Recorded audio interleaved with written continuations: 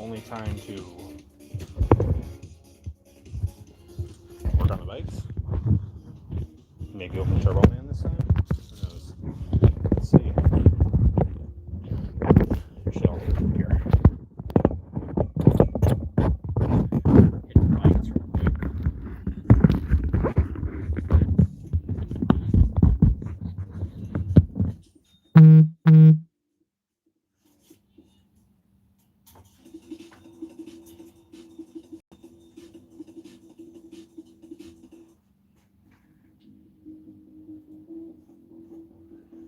Set up real quick.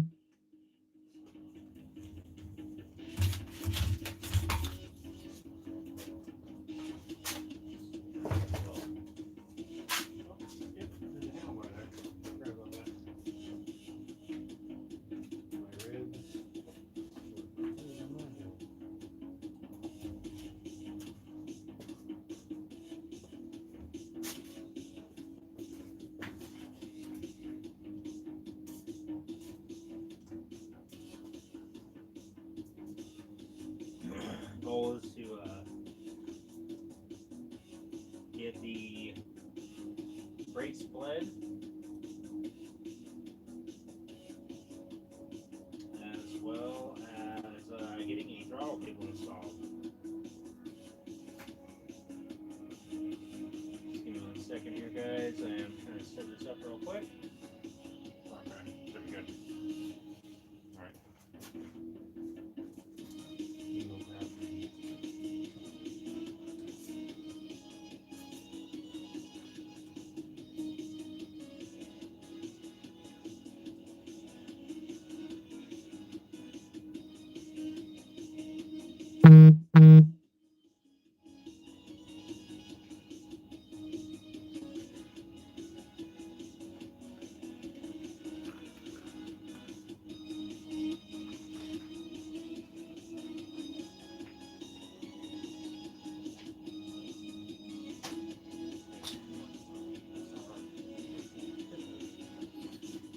Don't really fit bike, just a dirt bike, but that is the bike, SR150.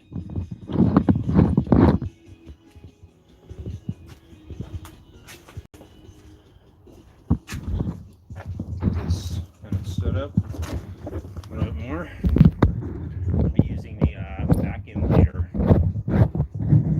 Let's see.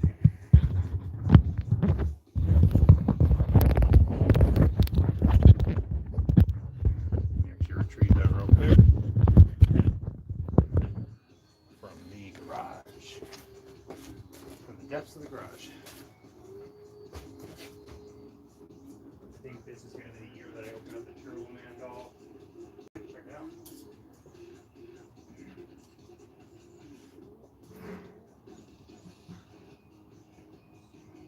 Radiator, yep. And I got some gloves.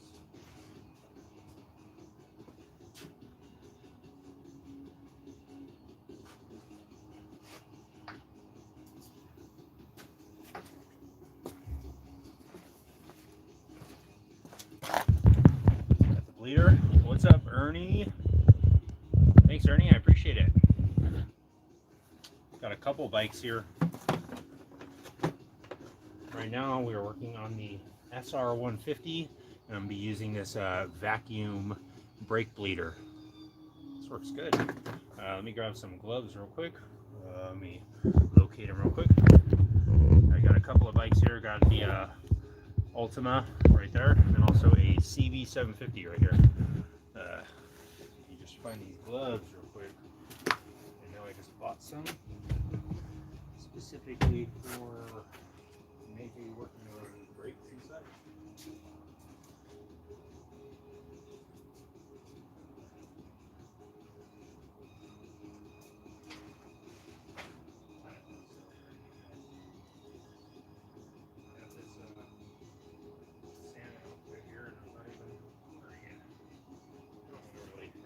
Get it all ruined. Okay, I'm gonna bring little gizmo along to hang out. This hat does seem to be falling off today, but that's okay. the Cowboy Santa sentiment is there.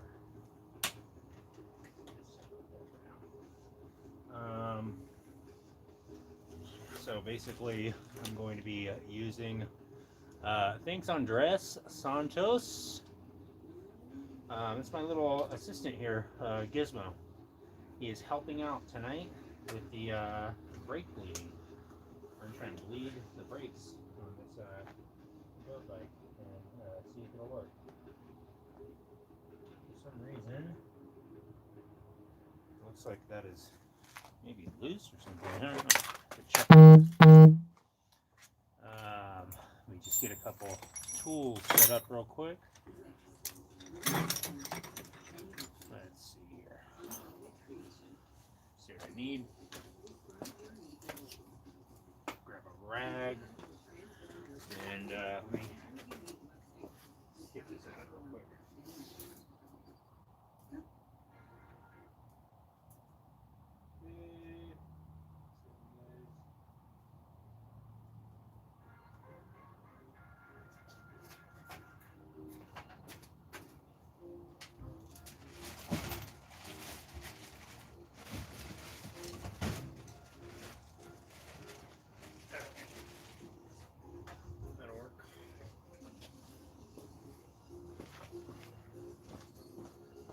Okay, I'm just going to check this. It seems like there's glue coming out of here for some reason. This leader. Looks like it's not tightened down. Tight to me. Interesting. Okay. So basically, I'm going to set this all up, and let me grab the little clamp here so that you guys can get a little bit of a closer view on what I'm doing.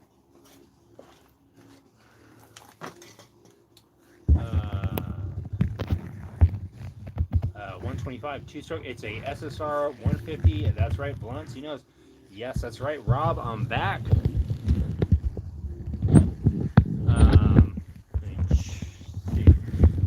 Fang, last night I was commenting the whole time. Come to find out, only half my comments were actually being posted. I have no idea what was happening. Blunts, somebody told me that a while ago said to like unblock the comments, but I never adjusted anything. I actually did the other day to see if there was any kind of like filters on it or anything, but I don't know. I have no idea. How did the brake lines work out? Steel's the brake line seems to have fit and everything. It all worked out. Just gonna work on bleeding the brakes right now using this brake bleeder kit. Is Giz choking on the brakes or being choked on the brakes? He is just chilling on them, but he is just keeping an eye on things down below. He didn't really approve of all the work that I did yesterday. If you didn't see the live that was posted, Rob, I finally came back last night and got some work done. So hopefully get back in the groove of it and get things worked on. It was on every single live, not just yours, so it wasn't your issue. Oh, I see. Huh. Steels, no, not in Texas, out in California. Oh, nice, Rob. Yeah, I just I've been trying to this last week I was really trying to focus in on getting ahead of the game with the live videos, because I have essentially been sleeping like only 4 or 5 hours every night, and it kind of took a huge toll on my body and everything, so I couldn't really keep going for such an extended period of time.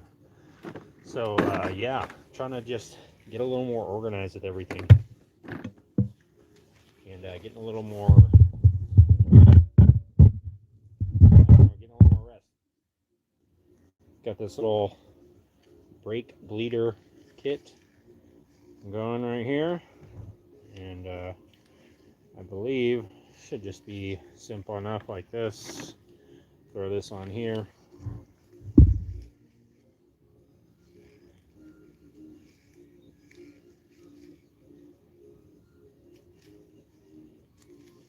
Okay, and then I'm just gonna hook this up to the actual bleeder on the caliper. Yep. Yeah, I know. I was going on about 5 hours of sleep for a couple of months. And if I got like 6 hours, it was like pretty good. So I just could not handle it anymore, and I started getting real sick, kind of. So had to kind of slow down a little bit and not burn myself out. Taking the advice on my dad, not burning myself out. Oh crap.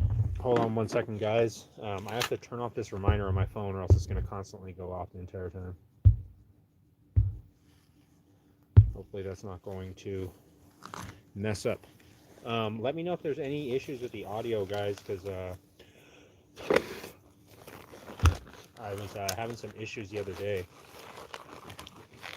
Yeah, Blunts, this little brake leader seems to be working pretty good. I've used it on quite a few things. I'm going to see if it's going to work right now. Let me grab my wrench real quick. Where's that at? There it is. All right, so let me get this so you guys can see the whole deal. Right behind here is the bleeder. Kind of hard to see, but it's that little bolt, and basically this hose is attached to it right here, and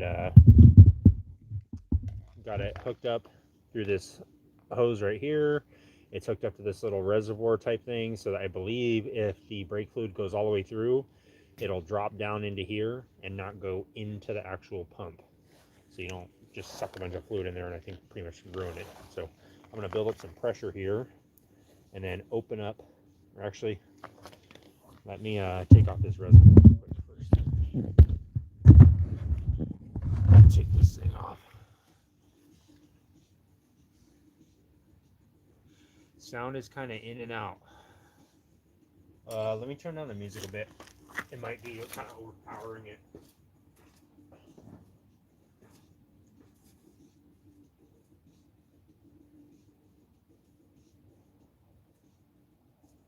I have to see what's up with these mics, because I was doing some adjustment on it when I first got it, and then I never went back and messed with it again. So I think I might have kind of set it up in a weird preset type of thing. I don't know. Let me grab another Allen wrench, because this one is going to annoy the crap out of me if I have to use it the entire time.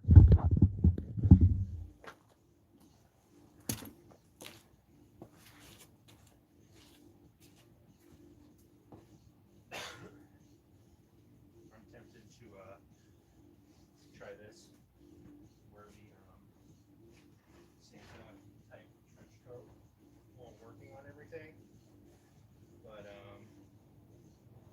don't know, it's kind of too cool to mess up, you know?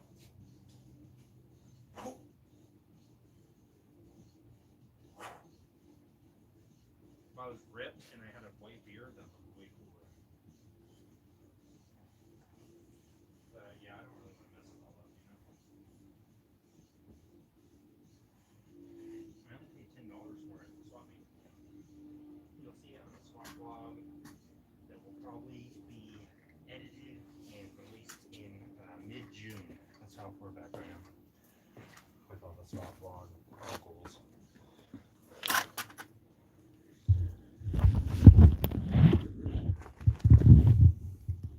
Especially now, since a lot of people are getting that whoop cough. Oh man. I hope people aren't getting a whoop cough. I don't want to get sick. I thought you were going to say something about the poop. I don't know if you guys saw the swap vlog that I just posted today, but someone pooped on the floor at the swap meet. And I said, what? There's poop on the ground? And it was human poop. It was insane. I almost stepped on it. And I was like, this is crazy. If I would have stepped on that, I would have lost my mind. So much easier with this thing. No, 100% it was not dog poop. Like, I looked at it for enough time where I was like, that is 1000% human poop. and it was right in front of the stall, and yeah, they just could not hold it. And it's understandable because there's only 2 stalls at the swap meet, and sometimes they're occupied for quite a while. So yeah, that was not good. It's pretty intense. I definitely kind of pulled a muscle as I tried to jump over the poop, but that was worth it. I would have been so sad. I would have never looked at the boots the same way again. I would have never wanted to walk inside the house with them again. All right, pulled off the little cap there. Let's set this thing aside and grab the .4 fluid and the super tiny funnel. Gizmo was trying to wear it like a little hat the other day, like the Tin Man. I said, don't put that on your head, dude. That has .4 fluid in it. And he wouldn't listen. And if you thought it was weird when he got water on him, you should see what happens when he gets .4 fluid on him. He goes buck wild. His nostrils started flaring. He started eating toothpaste. He started running around with Ritz crackers in one in each hand, screaming. It was crazy.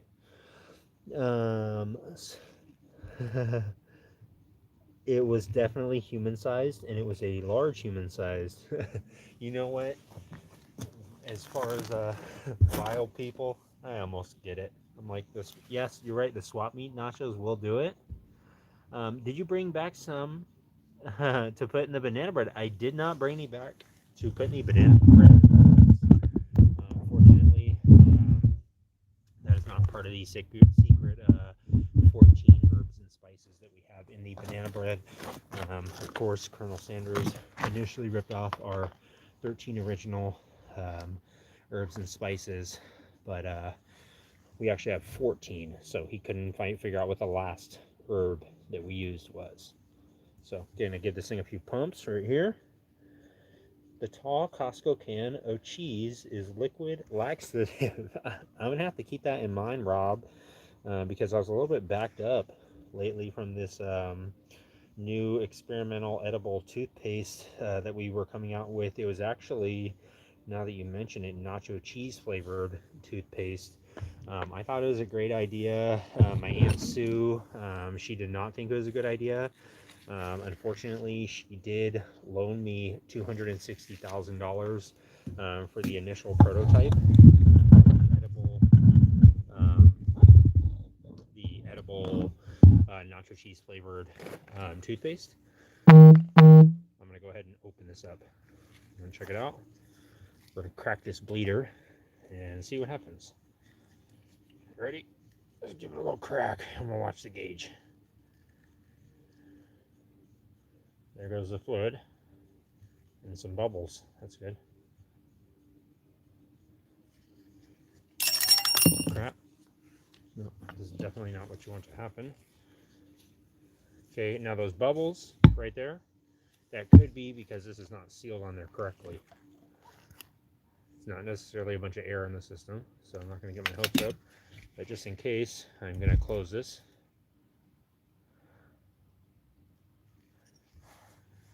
And I'm just going to keep a little bit of pressure on there and see if it'll hold. It's holding. It's still bubbling. I'm hoping that's air. I'm going to check the reservoir real quick and make sure that it's not empty. It's not. It's okay. Let me move Gizmo off here before he falls and gets hurt. Let me move him up higher so that if he falls, he'll really. No, I'm going to move that here. Okay. I'm going to try and pump this a couple times.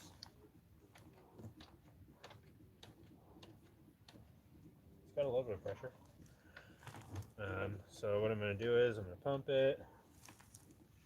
I'm going to pump this. Little gauge.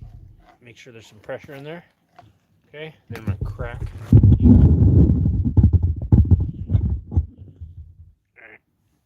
crack it while I'm holding down on the brake pedal.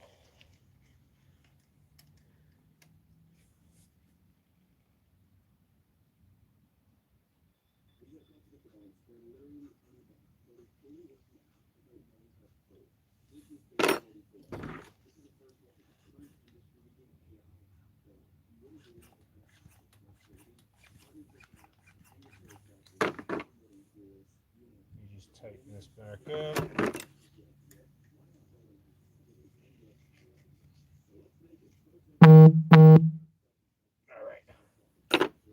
And you just let go of this brake lever. Nice. A lot of fluid went down. Yeah. Go ahead. Let's get this out real quick. There it is.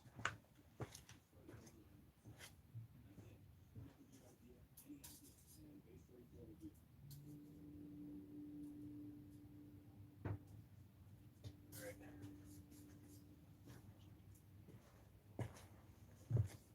Add a little fluid in there.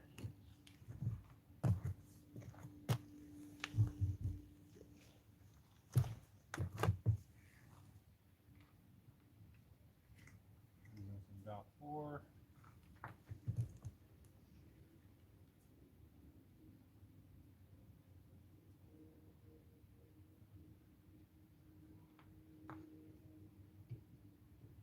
Let me get this other light out real quick. Night out with the light out.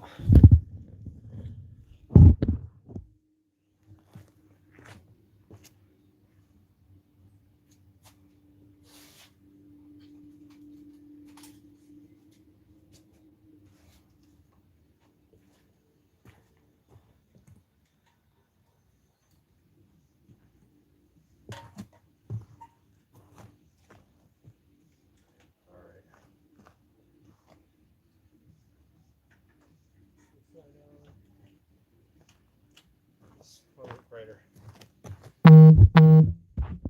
There.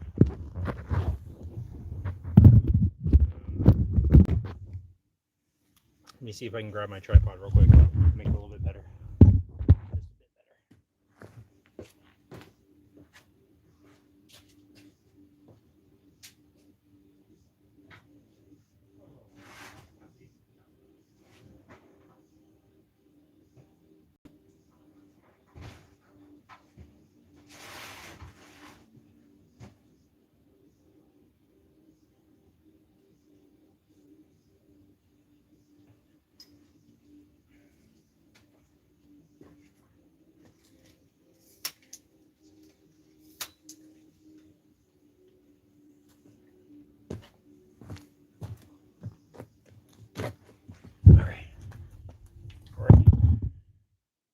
We're in it to win it. Thanks, Roland Dietz. Beef flavored toothpaste is my favorite. You know what? That is a great idea. Beef flavored. I did not think of that. We were thinking of just a nacho cheese flavor. We had a bacon ranch flavor, but I did not actually think of just a straight beef flavor. That is actually sounds very delicious. There are Skittles. Great idea. I'm gonna have my marketing team reach out to you about the beef flavor and see if you are maybe down to do a collaboration. Do a couple more pumps. Okay. A couple more lumps. And a couple more chumps. Okay. So the concern here is that this thing is continuing to just bubble. You see that? It's just still bubbling. So my thought is this thing's probably not on there all the way. Probably not on there good enough. So let me try and remedy that. Trying to fix that.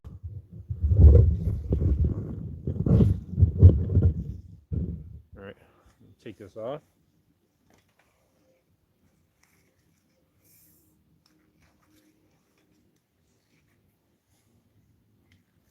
And let me try one of these little fittings on here. Let's see.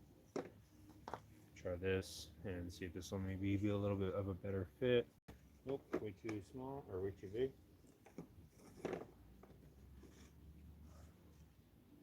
That's way too big. No way.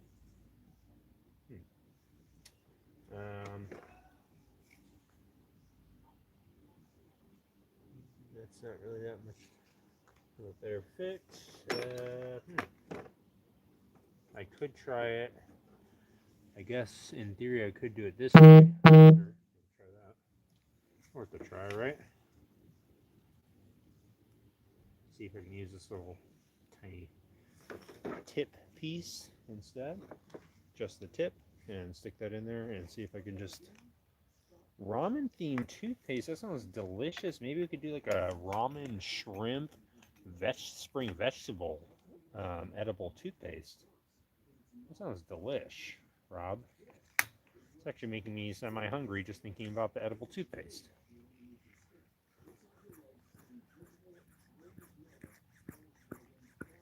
Okay.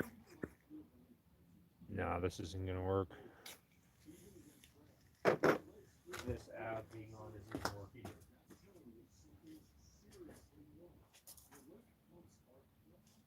Okay, apparently my lymph nodes are going to be failing sometime soon, according to these targeted ads.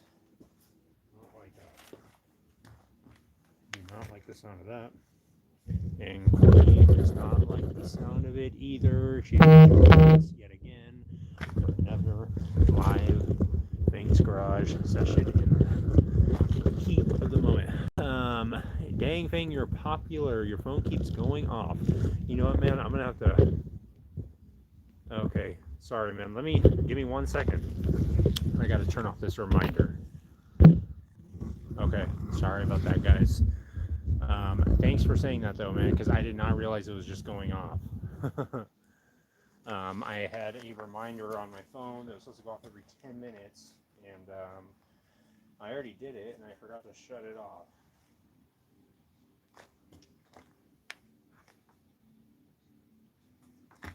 But thanks for letting me know. I would have just sat there and let it continue to go off the entire time.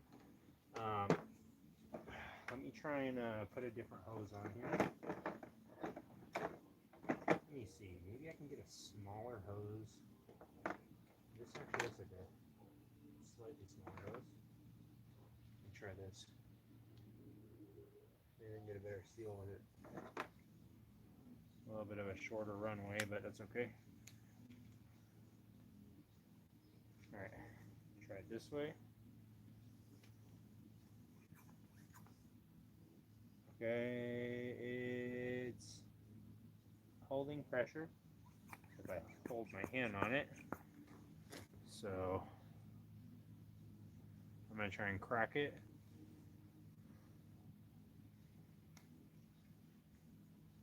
Crack the bleeder, and let's see what comes out. Hopefully a bunch of air.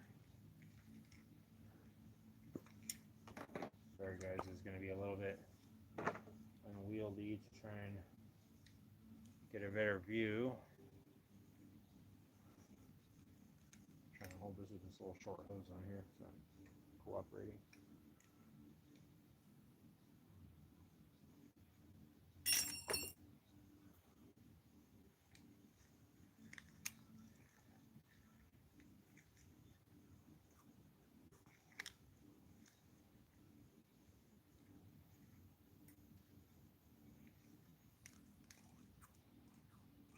Nice. I think I see the fluid going down a little bit.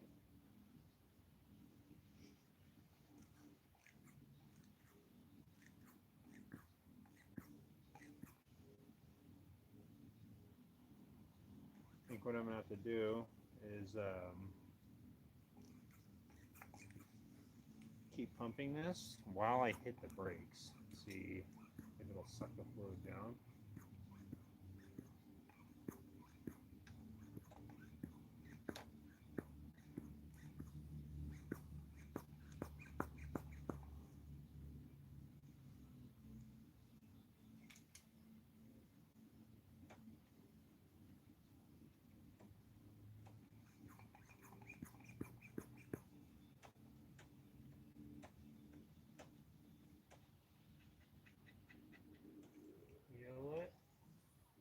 think I see it leaking right there where that gasket is at, right where I thought it was leaking from, where that little washer is at. Oh, that just fell off there. That's nice. Oh. Let me try this one more time. Let me try the conventional way of bleeding it real quick. Conventional. Nothing conventional going on in this garage, I can tell you that much. I can assure you of that. There's absolutely nothing conventional going on here. I won't even tell you otherwise.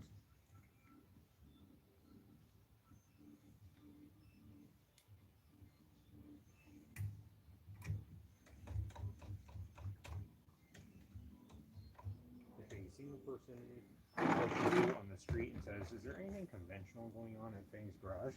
you tell them, absolutely not. I don't think I've seen one conventional thing there.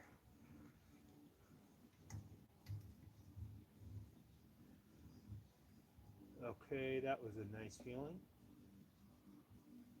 I got a feeling. And the feeling was the brake pedal falling down a little bit. Hit it. Telling me that it did give a little bit of something out of there, a little air or something. I'm still very convinced. Oh, that's nice. Just break my gauge.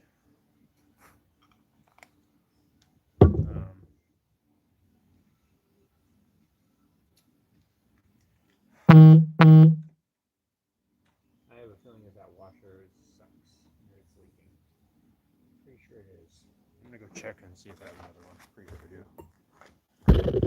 Commercial washers. Ken 8863. He would have already been done if you did it without that vacuum bleeder. Probably. I tried to do it the conventional way, Ken, just bleeding it through all the banjo bolts and the bleeder and everything last night, and it wouldn't really bleed. I have a sneaking suspicion that it's the washers, like the crush washers. I'm gonna see if I have some right now.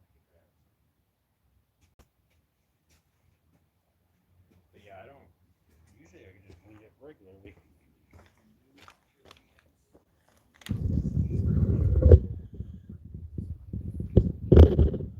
You're scared? Hinks, JXSA. Don't be scared.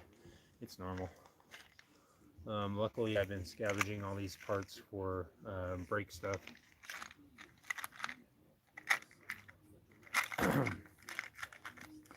This is the style.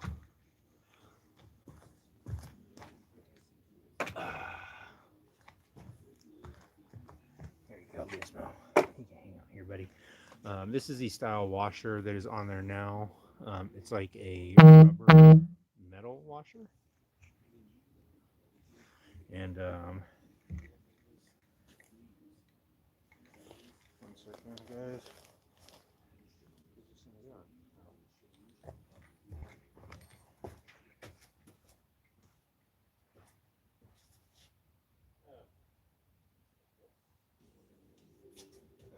So yeah, it has this metal rubber washer, and I'm thinking maybe just putting one of these copper crush washers on there. I'm thinking that this fitting right here is leaking. It looks like it's leaking. I don't see why there should be any fluid on there. I wasn't that messy with it yesterday, I don't think. So let me try and find a couple of these real quick. See if I have the right size ones. Luckily, every time I take off any sort of brakes or anything, I just keep these. And obviously, they are supposed to be single use, but I have used them more than once. It's turned out to be okay.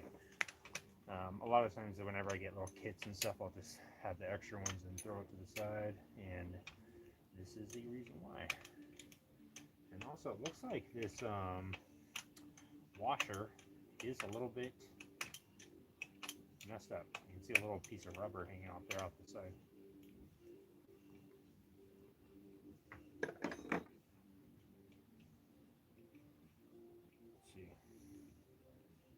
replacing these washers will do anything.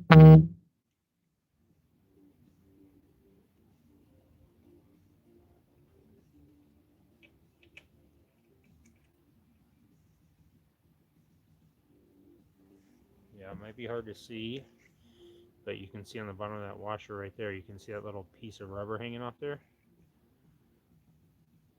And it's kind of deformed, so maybe that's why it was giving me such a hard time bleeding. Maybe it was just stuck a little air leak in there or something.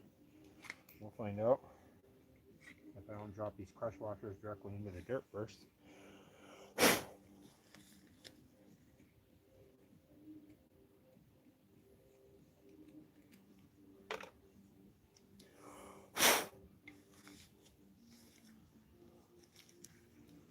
All right. Let's see. Lining up these in the right size. There we are. Yeah, looks like it.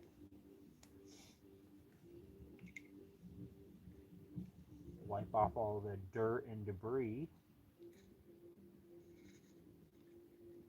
See if this will work.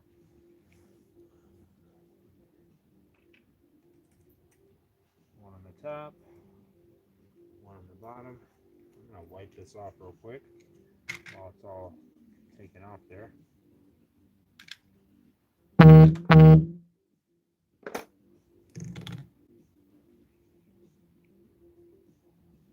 Make sure I deposit lots of little pebbles into the master cylinder, the rear brake cylinder. There we go.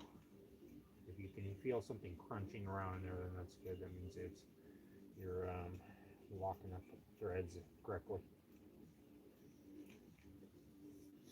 That's what it says in the owner's manual, I believe. If I remember correctly, don't take my word for it. You should consult the owner's manual and a certified mechanic before following along with Fang's Garage. We are not responsible for you completely destroying your SR150 dirt bike or any of the brake components by following along.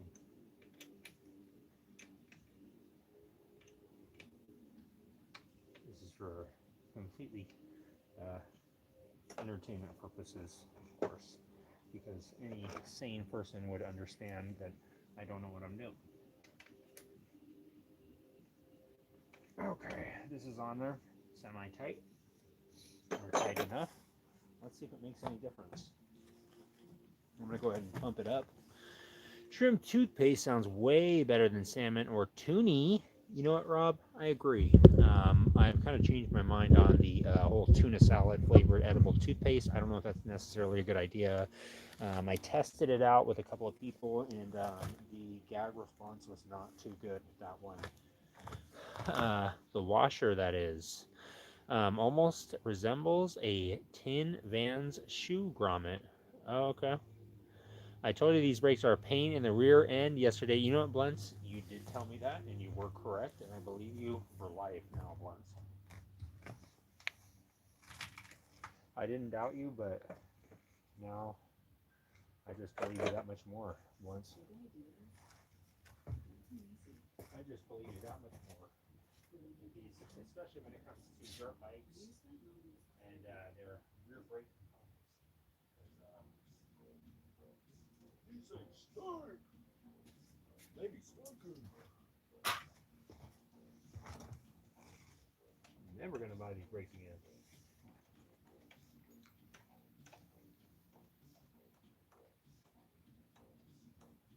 All right. Let's see if I can bleed it now. I can add a little more fluid to this. Nice. Got this nice little new vape, and it is completely scratched to crap already. Looks like I threw it into a sandblasting cabinet. And instead of blasting with sand, I blasted it with like a gravel. Okay. Make sure that if you're following along, you're completely saturating your caliper and all the rear wheel components with .4 brake fluid, not .3. Okay, quite a big chug from there. Oh, okay. Feels like it's getting a little more stiff. Let me add a little more fluid. I'm going to go through and bleed out these banjo bolts first. Makes no sense.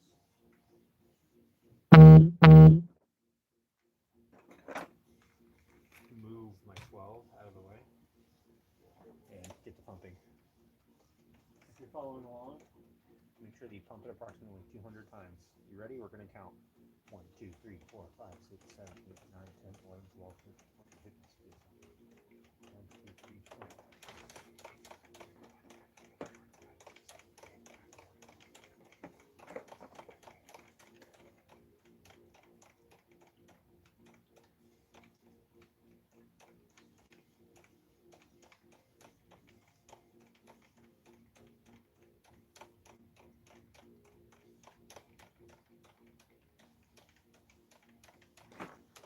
I think that's 100. We're halfway there.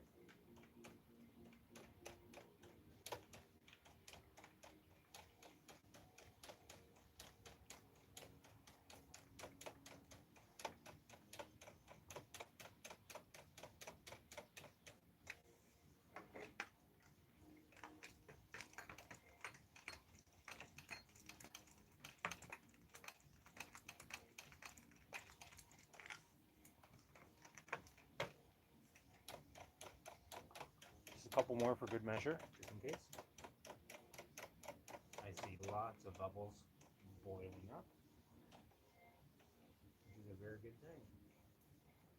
Or a very bad thing. We will find out together right now, live on Fang's Garage, as we bleed the banjo fitting on the master cylinder rear. SR150 dirt bike. That was a good pop. And just like Pringles, once you pop, you certainly can't stop, unless, of course, the brakes are properly bled. Then, of course, you can stop, and please do stop. That is the case on your bike. We're going to find out if that's the case on this one. Ooh, that dropped down a lot of fluid. Oh, it's nice and tight. Now, folks, look at that. Check it out. It barely moves. It's barely moving. Yes. That's good. Before, it moved down to about here. And then the brake would kind of start moving. Kind of start working. Now, it just moves about, I'd say, 1/4 of an inch before it starts engaging. So that's a very good sign. That's telling me that I believe the washers were the problem. I think they were maybe getting a little bit, the rubber was getting a little bound up in there and creating maybe a little. Okay, why is my phone going off now? Let me turn it on silent. What the heck's going on with this?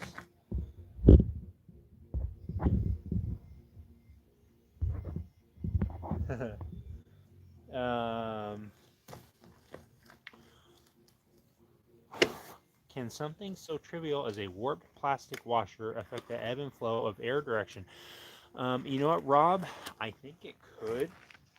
If it's like maybe a hydraulic system and it's like introducing an air leak in there, because it's not like essentially like liquid, since there's air going in there, instead of the liquid being pushed the way it should, it's like pushing the air in and out of the little washer leak, like I think that's how it's working. It's like as you're pressing this, instead of it pressing the hydraulic fluid through there to press on the caliper, it's like pressing the fluid all the way up till it gets to that air leak, and then it just goes, and I guess a little bit of fluid might leak out, and then when you, like the fluid would leak out when you press it down, and then when you go like this, then I think a little bit of air would go in there, and it would just do that, I guess, until it would leak out. But it seems like it's working now.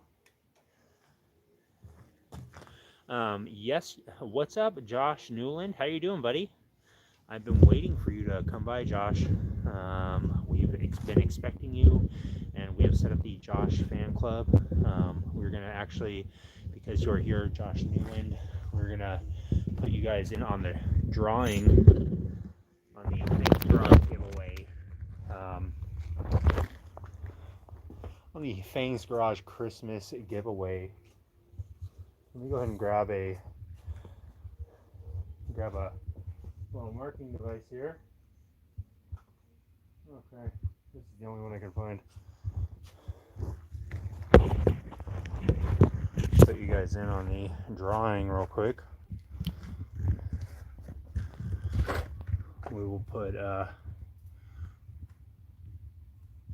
Rob in there.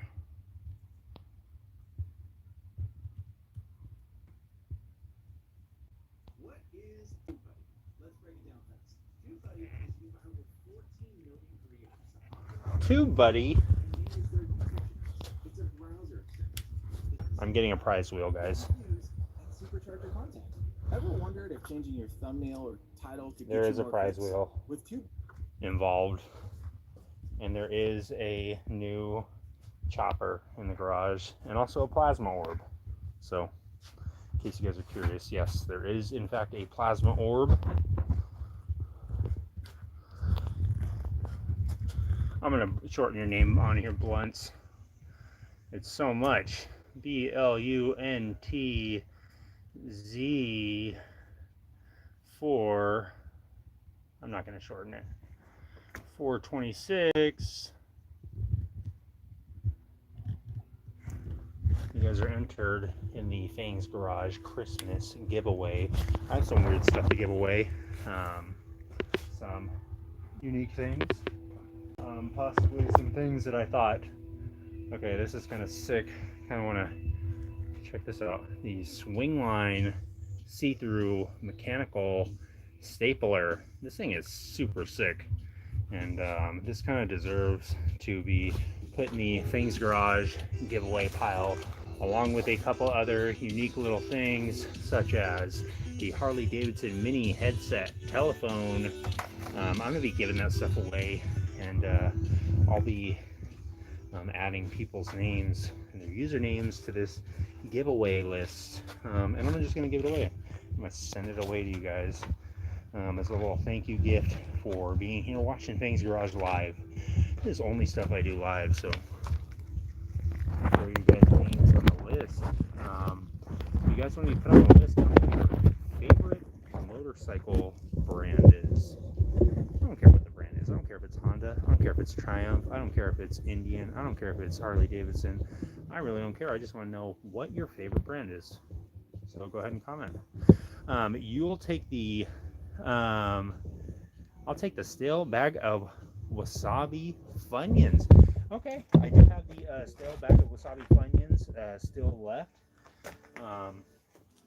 And I'll make sure I set that aside for you and send that along with the little prize packages that I'm going to set up and give away. There is no stipulations here, guys. You're here, you're witnessing the requirements for the giveaway. What's the requirements? Why don't you just tell me what your favorite motorcycle brand is? Comment down below, and I'll just randomly select a couple people at my discretion. There is no fairness here. I make the giveaway rules, and the rules are I'm just going to choose. I don't have unlimited supplies, but I do have some, and I'll give it away just because. Let me see if I can find a little tiny rag to soak up some of this. Unless Gizmo got to them.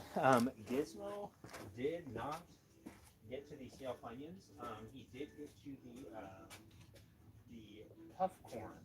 I don't know if you ever had that, Rob. The Cheeto puff corn. It's kind of like a puffy popcorn type snack. And Gizmo was inside the bag earlier. I opened it up, took it out of the microwave because there was a little bit of an ant problem going on in the kitchen. And Gizmo's inside the bag of the Cheeto puff corn, just eating his little heart out. So no new news there when it comes to Gizmo and his snack habits, but that's okay. He's a growing boy. He needs to eat. He needs to snack. And it was new, so we were we're in the clear as far as the timing of his snacks.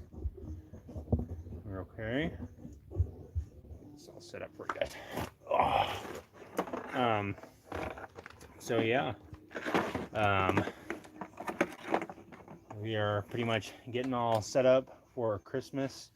I actually have a little bit of I don't know, an early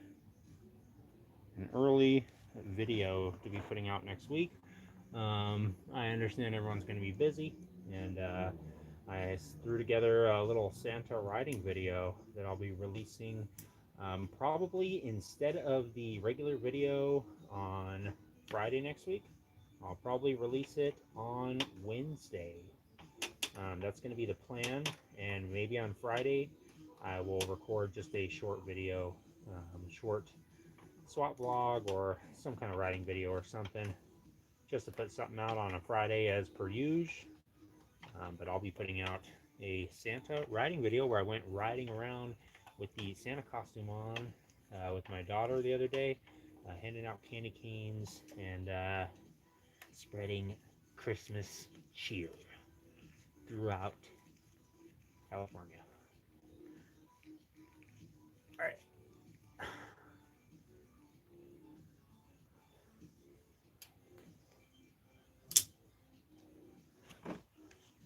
All squared away, I think. Let me go ahead and double check this.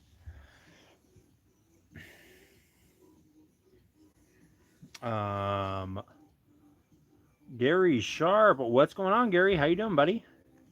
Giz, the technician, is here. He is qualified. He did actually get certified from Motorcycle Mechanic Institute the other day. He is a certified brake technician, and he was walking me through all the different safety features that have to go down as far as getting this bike set up for the upcoming races. We're actually going to a death race. Me and the crew here, we're gonna go do a death race down in Death Valley. Actually, that's why they set it up there.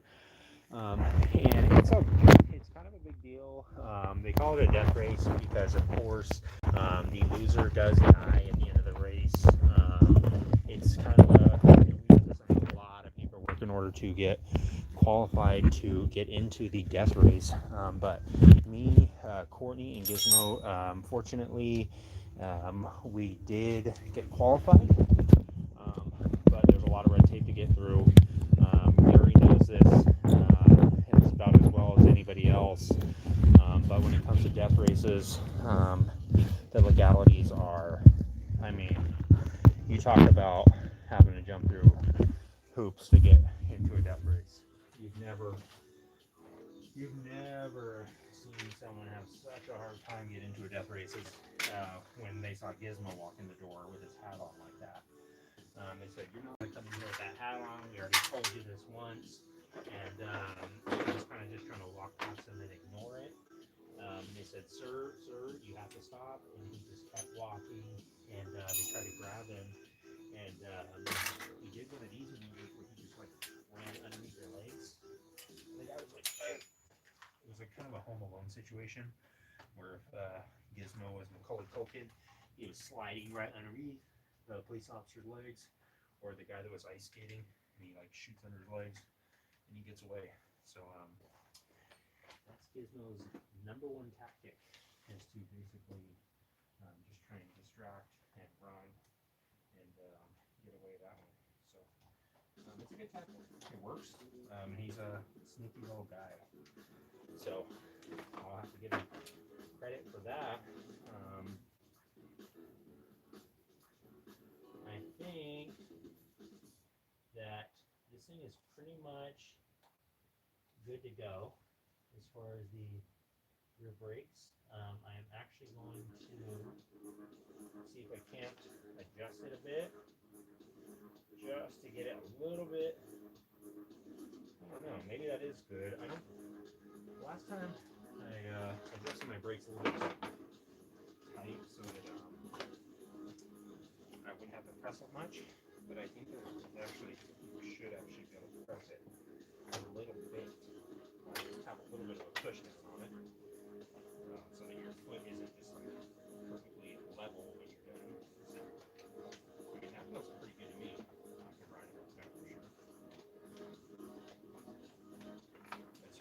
it up. Let's see. See if I can hook this thing up with a rear brake like that. Almost. If I ain't better balance it.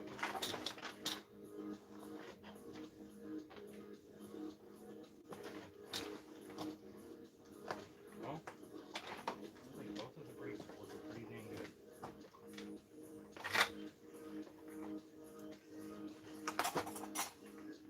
As I run into the thing. Yeah, my foot is barely going down. You can see this is it not being pressed at all, and it only has a little bit of travel. So I think that's pretty good. I talked to my buddy today about this kickstart lever because I noticed when I was kicking it before, it's hitting the peg. So it is able to kick enough to get it started, but it just seems like it should go a little bit farther, but I'm not 100% positive on that. Let me just get this little adjustment nut tightened up real quick with my 10mm. I do know where the 10mm is at, in case you're wondering. And there's a very sought after tool.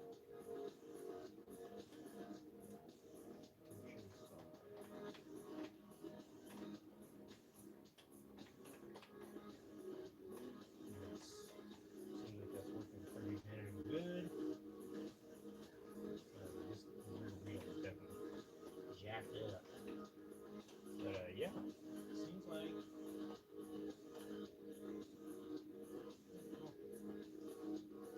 make sure this is on there tight. Let's see, where's my 12 at?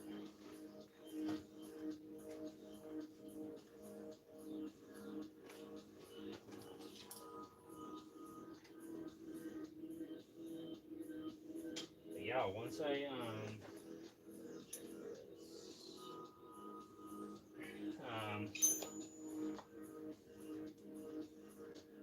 get the throttle cable on here, I think this bike is going to be done. It's going to be good to go. We'll go ahead and do that and see if this is the correct throttle cable. It looks like it is. I'm not 100% positive. Find out the other right now.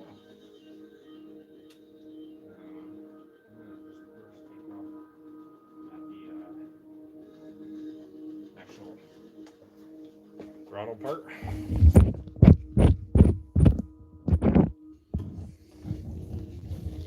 Let's see. Let me grab a Tulio, yo. Let's go, Fang.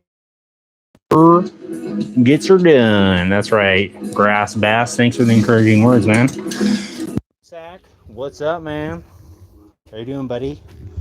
I was wondering if you were going to come by. Don't worry, people. Fang hates us all. The deal for real, you know that's a lie, buddy.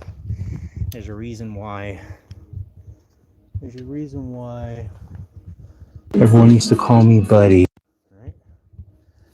So I'm friends with everybody. I don't care. I don't care what kind of motorcycle you have. I don't care what kind of bike it is, the deal. I don't care what you got going on with your life. I don't care how badly you don't want me to buy you something for Christmas. I might just do it. It might be the perfect gift that you've always wanted. Gizmo knows that. I got him that little hat. I'm glad you're here, Dubsack. What have you been up to, man? I have a toy motorcycle. It's a Hot Wheels. Nice, man. What kind of Hot Wheels is it? Is it the one that looks like a giant skeleton guy riding another skeleton? Because I saw that one and I really wanted it. Looking to build a chatbot for your website? Yes. I'm trying to build chatbots for my motorcycle website. I actually have been trying to look into getting a website and all that. Yes, they do, Kyle. They do have that, and I might get it for Grass Bass for Secret Santa. I'm not sure. I got his name this year, and I was like, "What does Grass Bass want? Does he want a suicide duck lure? Does he want a bat lure? Does he want a popar? What does he want? He has all the lures already. What am I supposed to get him?" So I was thinking, the Hot Wheels motorcycle skeleton guy with like a skeleton. It looks like a skeleton riding a giant skull, I think.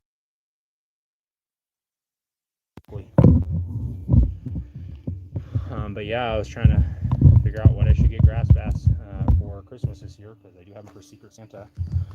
He was at the Fang's Garage Conference live last Tuesday, and he was there for the Q&A, and he was asking for my aunt's recipe for chicken salad, and I said, I can't give that out. That's a secret family recipe. And he said, well, it's a Q&A. You're supposed to be able to answer the questions. I said, yeah, but that's a really kind of a personal question, Grass Bass. And he was real persistent on it. And I said, look, the answer is it's grapes. That's the secret ingredient. It's green grapes. Okay? That's the chicken salad secret ingredient. You caught me. It's green grapes. And he said, I know it's more than just green grapes. I said, what are you talking about? He said, I know there's green grapes in there. What is the real secret? And he questioned me for about 4 hours. He took me in the back room. He would not stop bothering me about it. He said, I know there's more to this whole chicken salad thing than just the green grapes. And I said, okay, fine. And I told him it was the cotton candy green grapes. I don't know if you guys have ever tried cotton candy grapes, but they're delicious, and they have a little bit of a crisp, little pop to them. A little bit of a sweet and sour thing going on with the cotton candy grapes, and that is the secret to a delicious chicken salad family recipe, is the cotton candy grapes. He got the information out of me, so I just thought I should spread the news in case I disappear, because now that I've shared the family secret, I'm not really sure what's going to happen to me, guys. It's kind of why I've been in hiding lately.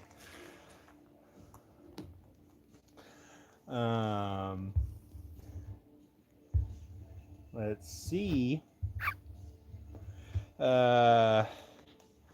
Just shat my pants. Smelled so bad. Too many enchiladas. I'm sorry about that 404. I did not mean to feed you that many enchiladas. Me and 404 go way back. We actually used to run a enchilada business down in Tecate, Mexico, and we used to run enchiladas over the border illegally. There was a big enchilada ban in the United States back in the late 70s, and we were responsible for importing all the enchiladas into the southern United States while there was a ban on them. It was kind of a prohibition of sorts. But yeah, me and 404, we were just celebrating the other day, sitting around having a few drinks, talking about the good old days when we would run enchiladas over the border in U-Haul trucks. But yeah, it was a good time. Me and 404, we would laugh, we would cry, we would watch little movies on the side of the road. It was a lot of fun. Those are the old recline motorcycle. Oh, Redline motorcycles. Okay.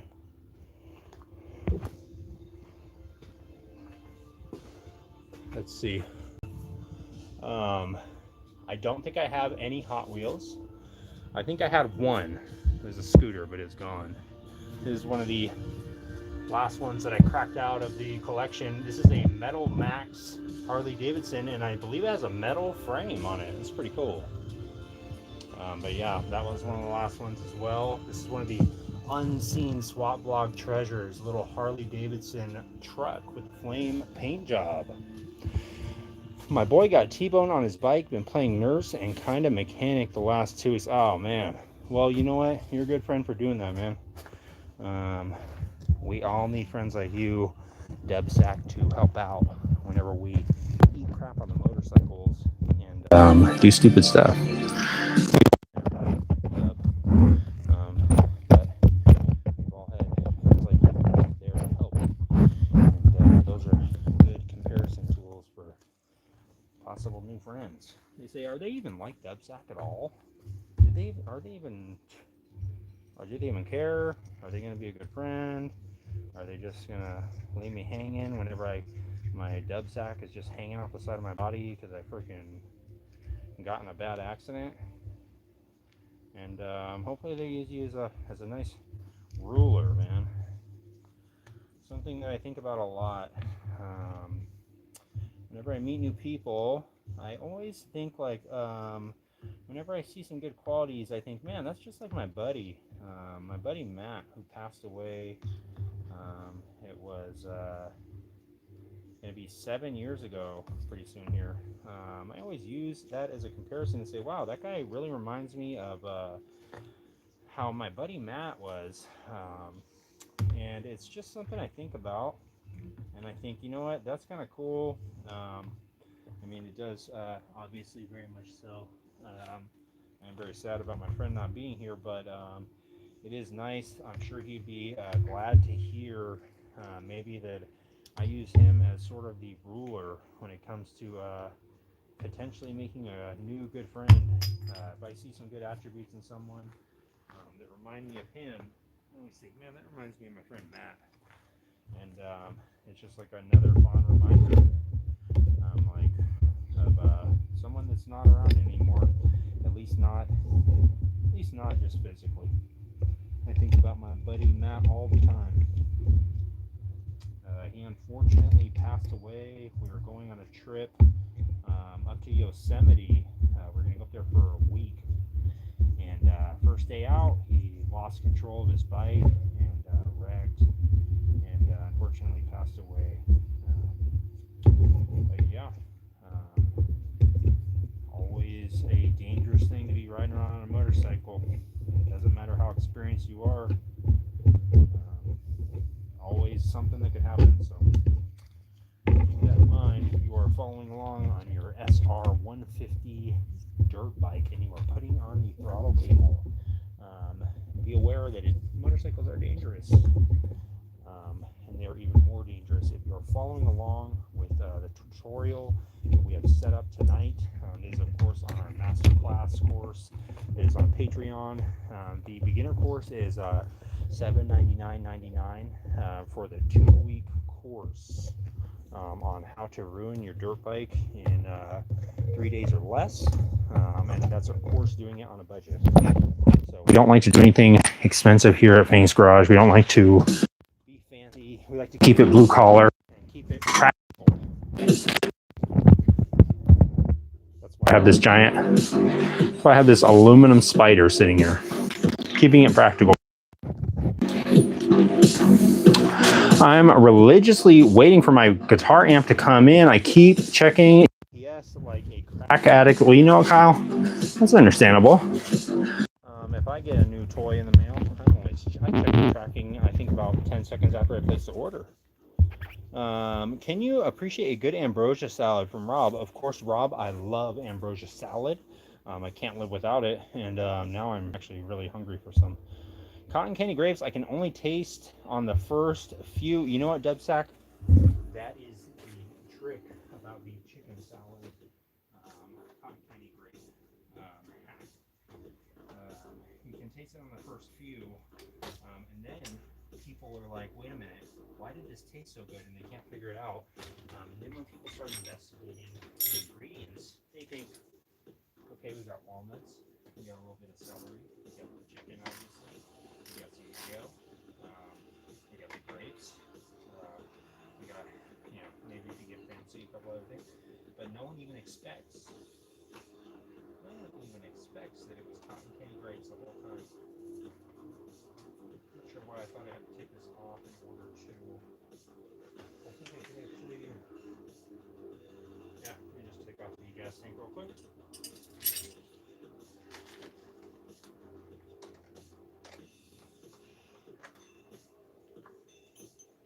So yeah, that's the whole trick. They kind of get a little bit of a taste, and they're like, wait a minute, and then they can't ever figure out that it was actually cotton candy grapes. And that is why there was a huge lawsuit back in 1995 with Kraft, between me, Kraft, and Gogurt, with the whole chicken salad debacle thing, it was a big deal. The Olympics were involved. It was a huge deal. They had to call in all their attorneys and everything, and just to try and defend themselves because we were suing them over our chicken salad recipe, and they knew we had them dead to rights, and there was nowhere left for them to run, and that's pretty much how we got the whole Banana Brand Bros.net business off the floor. The basically seed money that we got from the big lawsuit. I'm sure you guys have heard about it. It was pretty big, and of course, with the whole celebrity endorsements from Rover and everything, and the whole X Games thing that I got involved in, that was the whole big ordeal, and that's what led me to being in the band Korn, and then of course, that's what launched the veterinarian business, where I was the main caretaker for the Tiger King's animals. I don't know if you guys knew that, but the Tiger King had a lot more than just tigers. He had a lot of reptiles, amphibians. I mean, heck, he even had a bunch of centipedes at one point. He had a bunch of millipedes. They were in little mason jars everywhere. I had to feed those things every single day. Before Tiger King came out, the original name was actually going to be called Millipede Man. And it was not as catchy. People were not catching on to it. And they said, you know what? We're not doing the millipedes. Cut the millipedes. We're going to do Tiger King. And the rest is history, guys. You do the math. I mean, it's pretty much self-explanatory from this point out. I mean, you already know where we're going with this. Where I'm going is, it's time to see if the throttle cable fits.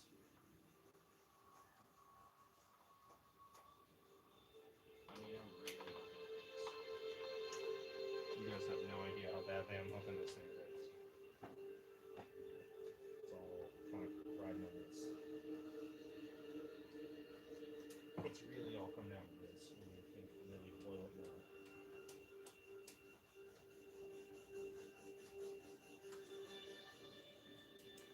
When you really consider the facts of the matter, it's going to come down to this. If I'm just going to be quite frank with you. Okay, got the cable out of there. Let's see if I can't squirm my way into another situation I shouldn't be in.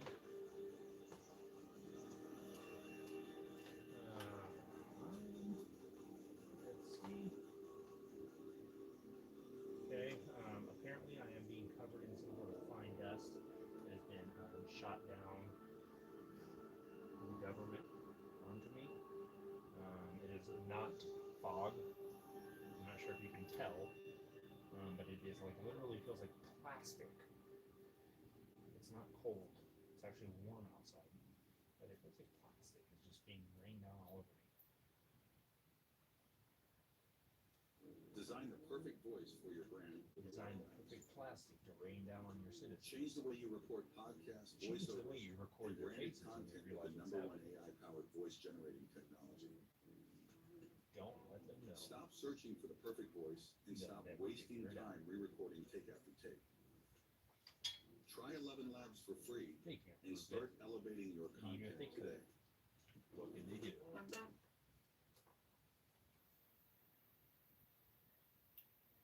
Is that what the commercial said? Build a website you love with Wix. For your words, Okay, pretty confident that is freaking on there. your opportunity, Exactly the way it your should be. breakthrough. Let's see if I can't mess it up in some way. Shape and form. Wix. I think I might accidentally do it right on the first try. Let's see.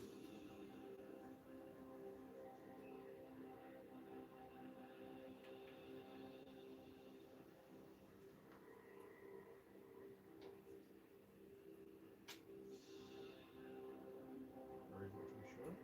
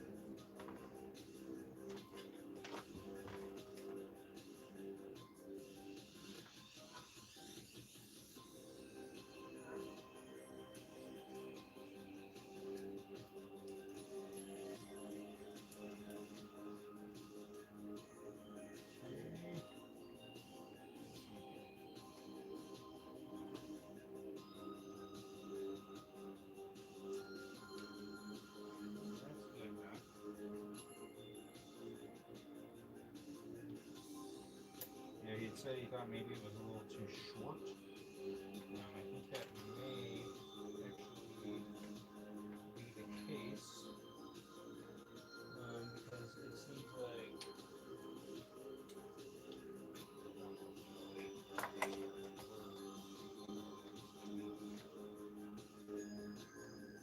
unless you run it just straight down, so that leave this slide attached in here.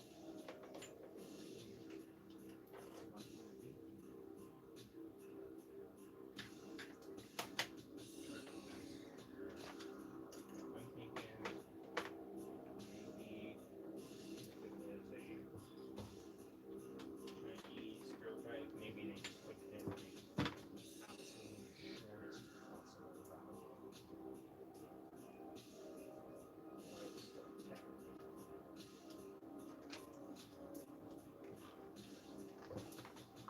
Actually seems like it would work. Because this seems like it would be fine if I just brought it like that. I guess I'll just leave it like this, and I'll let my buddy know. I'll give him the stock one back, and just say, hey man, if you want to order another one, another stock one, that is the correct one, maybe do that and just use this one for now. I don't see why this one would work for me. Let me put this back on here real quick. So basically, it starts checking everything out.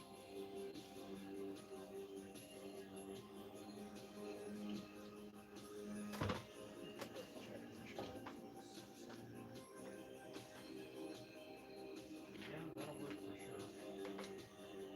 It just doesn't look the greatest. That's a little bit.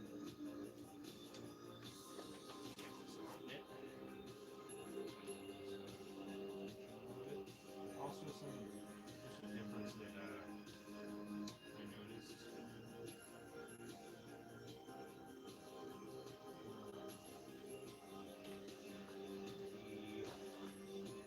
The stock cable has a tensioner in the middle of the cable.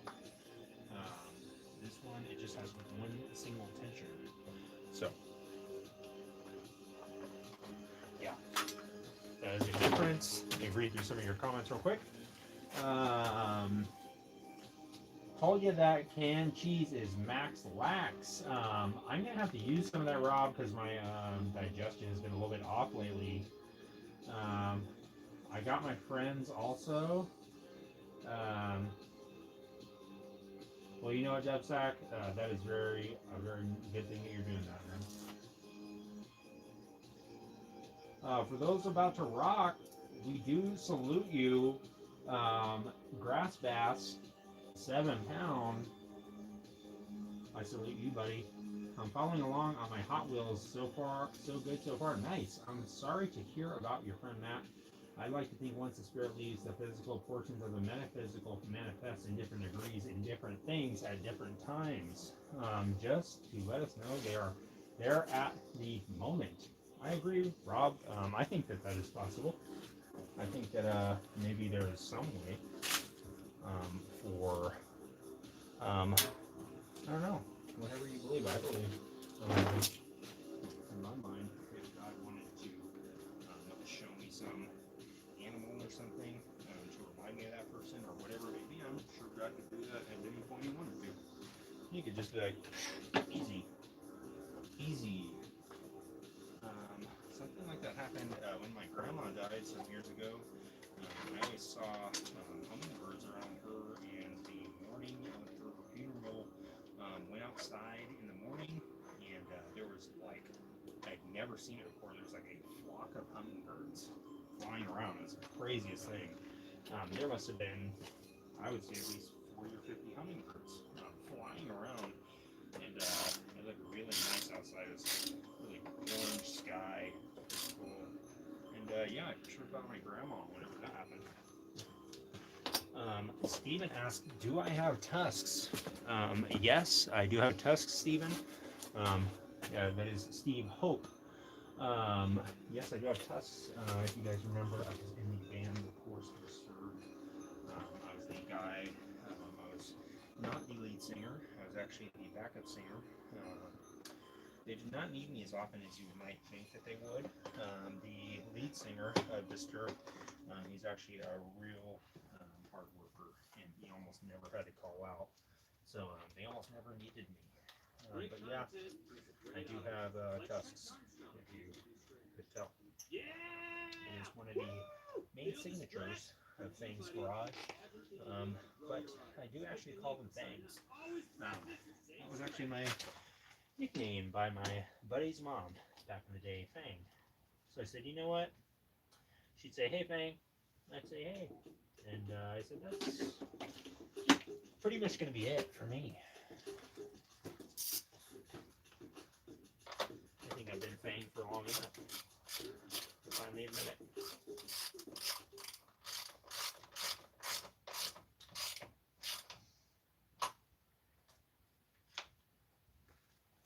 All right.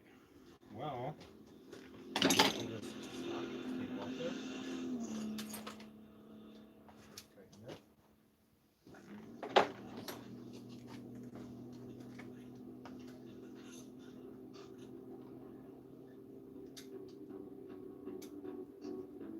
I did talk to my friend about the starter, about getting a battery starter button for this bike.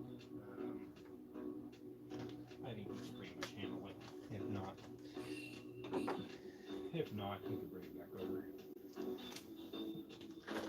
So I think, go ahead and open this up.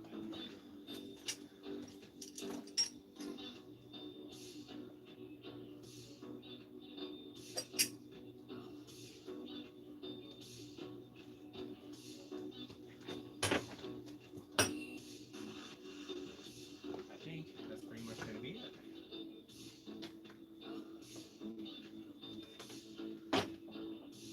What do you think, guys? It's pretty much done. I think I'm done.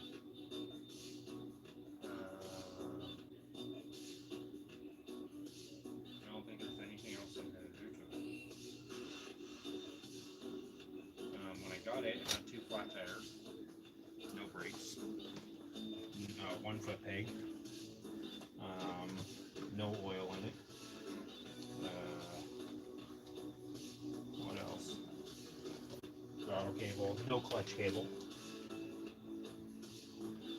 So yeah, everything was done to this bike, including all the prices of everything that I paid. I didn't spend much on this. The front brakes needed to be bled, just threw some brake fluid in there. The throttle cable he already had, so gave me that. That's on there, brand new. When I got the bike, did not have a clutch cable, so the clutch cable was swapped out. Let me swap out this mouse click onto this thing. It says video is paused. Am I still there? Yes, I am still here. Got the clutch cable installed. Also, through this little gas tank tube on there that can flip around now. Let's see what else. There's some gas in it. Made the little bolt thing, top hat bolt type thing for the seat mount. Cleaned out the carburetor. Got a new Nibby intake manifold adapter. That thing was, I think, $20. Maybe it was $14 actually. I had an air filter laying around from Andres' Smear project that was essentially $5. And then let's see, got the foot pegs, modified those foot pegs to work. So now it has 2 foot pegs, made the little pin for that. Got the rear brake installed on there that was provided by John. And made that little rear wheel spacer at first, when we first started. But that was no longer needed. Then made another rear wheel spacer, and threw some air in the tires, adjusted the rear shock, and bled the brakes. test it. I think the SR150 is as complete as I'm going to get it.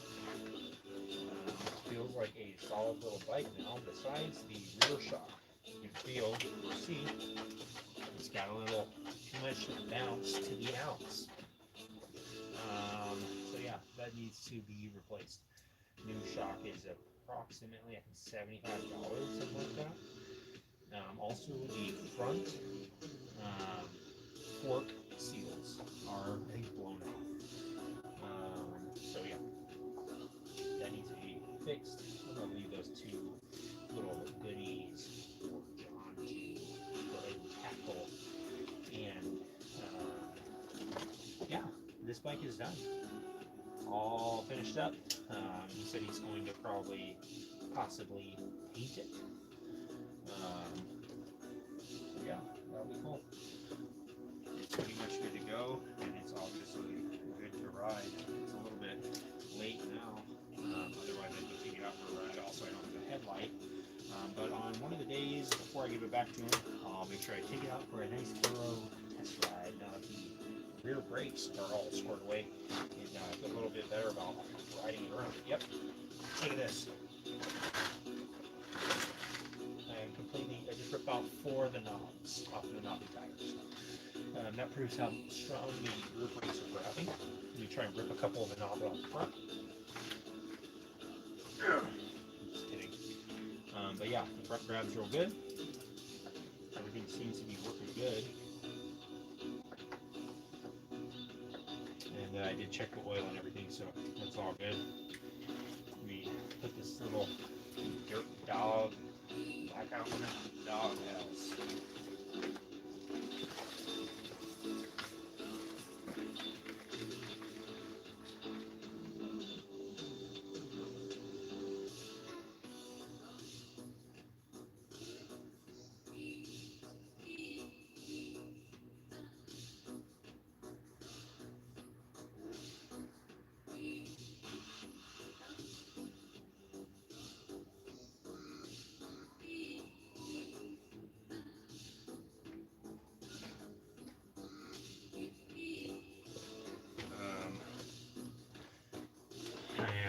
Not going to be working on it tonight, but on the next live stream, the Kawasaki Vulcan is going to get its cheeks clapped whenever I go over there with the new fuel pump and show it who's boss and get it running. It probably hasn't run in over, I would guess, at least 10 years. That's my guess. And I'm going to show it exactly what happens when it stumbles into Fang's garage and looks around and says, "Where am I?" And I says, "You are at your final resting place." Before being completely rebuilt and turned into a way sick bike. Yeah, that's what I'm going to tell it. And there is no escape. There's no way it's going to get away. And I'm going to teach it what it's like to be a running bike again. I'm going to get it going. And I'm not going to take no for an answer. So. If only I could sing. Okay. If only I could sing. That was not me singing. That was a commercial. But if it sounded good, I will take the credit.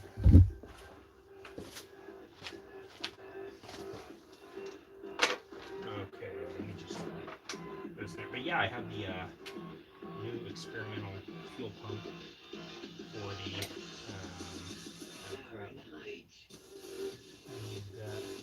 not be dirty, but I guess it is dirty now. For the new experimental fuel pump for the Kawasaki Vulcan, we're going to see if that's going to work. It is a fuel pump for another bike. It is less than half of the price of the regular fuel pump for the Kawasaki Vulcan, and it looks pretty much identical. So if that works, that'll be a great deal. for everybody. I will get a super satisfaction of getting another bike running, of seeing another bike out on the road, and getting to feel what a new bike feels like. These curves, angles, all its little details, its fears, its desires, how it handles curves in the road, what happens whenever you slam on the brakes. I'm gonna find out all this stuff. And you guys will find out too.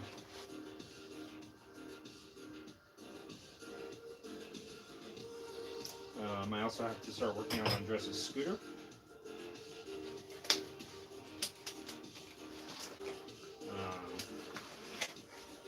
So, I think in order, I'm going to get the Vulcan running. I'm going to get the SR150, that's pretty much done. Then get the Vulcan running, and then I will probably start working on the Scooty Scoot. I was going to put the Santa costume on, and I thought, you know what? There's still a very good chance I'll ruin it. Might not want to chance it at this point. Might want a chance just taking a little bit of a breather and getting away from the tools and just kind of grounding myself in the Santa, in the spirit of Santa Claus, the haunted spirit of Santa Claus, the tormented soul of Chris Kringle. It's kind of a weird name, huh? Chris Kringle. Kind of makes me like not like saying this too much. Chris Kringle. There's too many of those noises all at once. Chris Kringle. Sounds like I'm choking on food.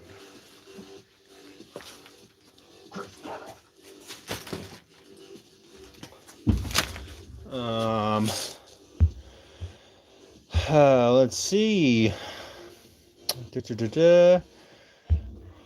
Sound is really quiet. It could be the beard mic. Let's see. What's up, Benry Sester? How you doing, buddy? Let me swap out and put this other mic on too. Can you guys hear me now? What's up, Ralph Espinoza? How are you doing, buddy? You are correct, Antonio Mills.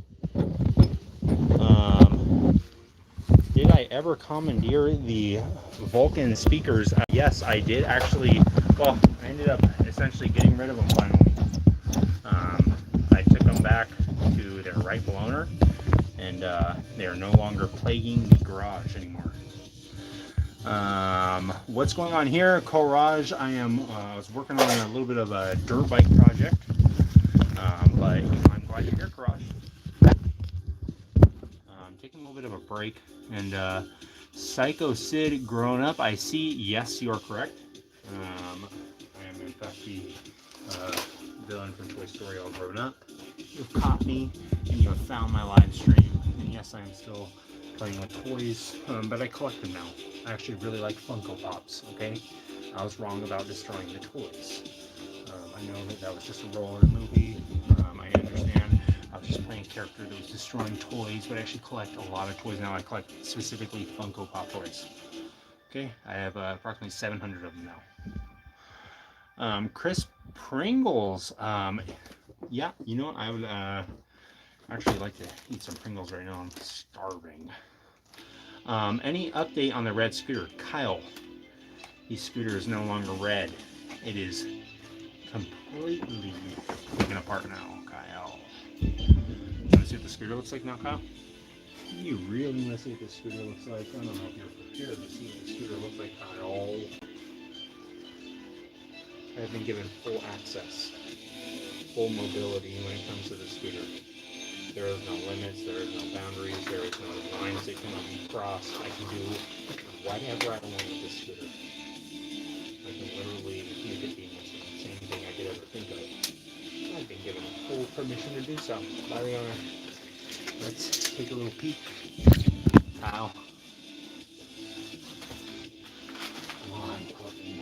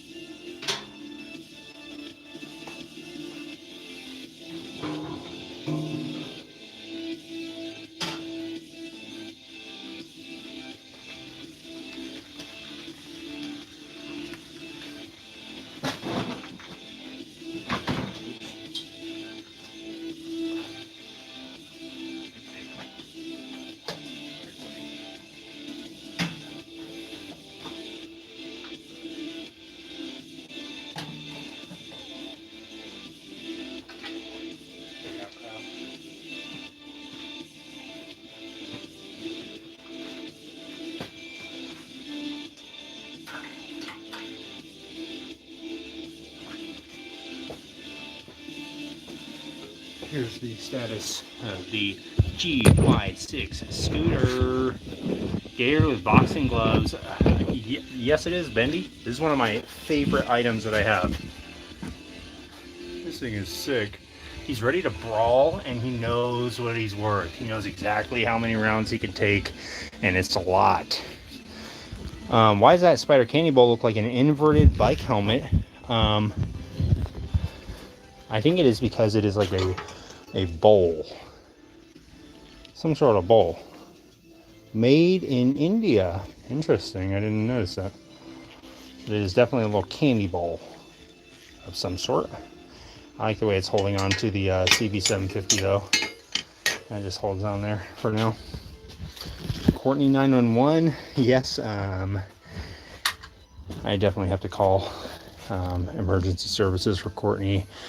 She was last seen eating a big can of Cheese Whiz, and she ran to the toilet. I don't know if she's okay, but check it out. This is the status of the scooter right now. Let me actually show you a couple of the parts that I got. You guys are getting an exclusive, a swap vlog exclusive. Okay, first off, I got this part right here. This is a riser adapter. Let me show you guys what it does.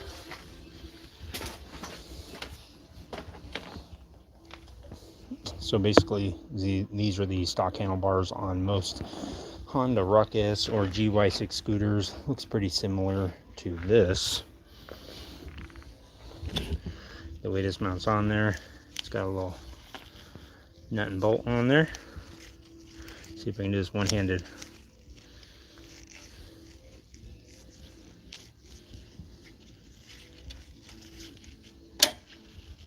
Just like that. Can hear you, yes, same audio. Let me see.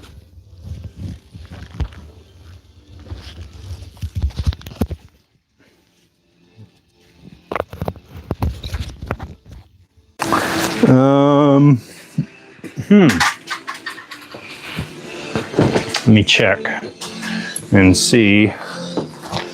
Maybe I can fix this. Yeah, this is a Flake, the new addition to Fang Garage. Pretty cool. Found like 2 little Christmas themed choppers there. Let me see if this thing has it.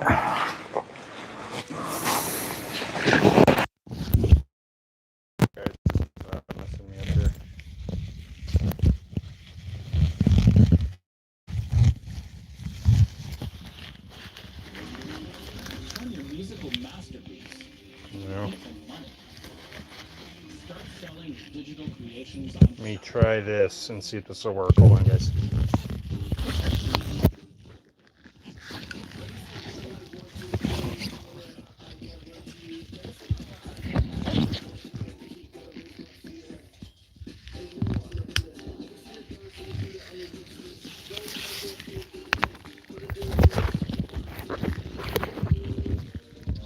Okay, can you guys hear me now?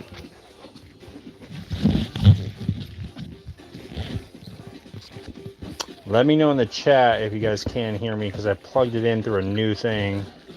I've never used this thing before, so I'm not sure if it works at all. Oh, nice. Thank you, Rob. Does it sound like significantly...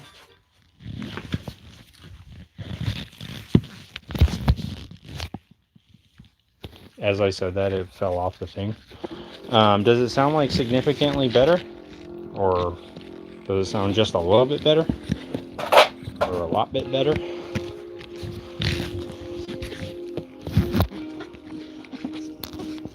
Oh, nice. Alright, I can go with Bose-esque quality. Give me 1 second here, guys. Let me adjust this thing real quick.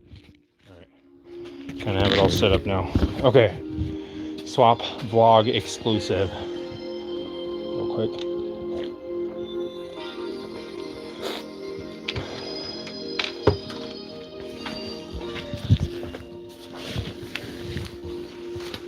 The swap vlog backpack.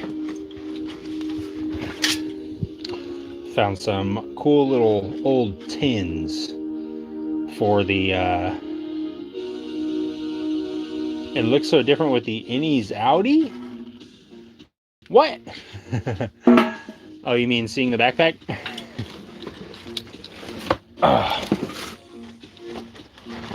Check it out. I got a micro metal rocker.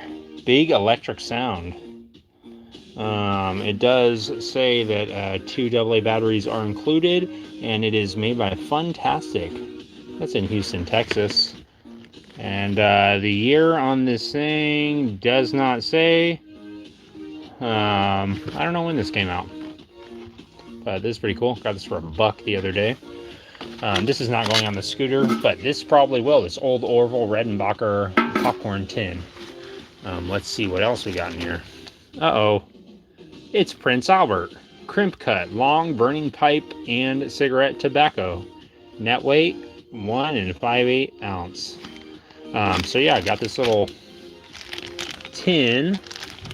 Let me see what this note says in here. I have no idea, but I thought this was a funny tin for like maybe to hide electronics in there.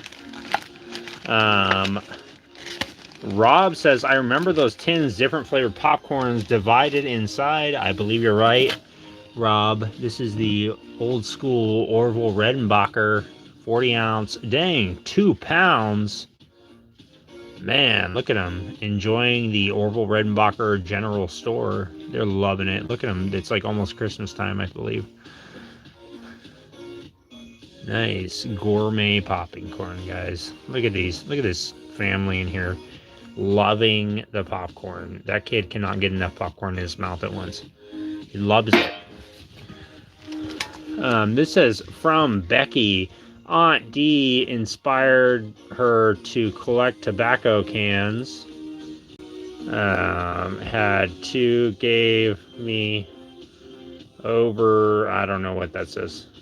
2015. So yeah, I got this little tin right here.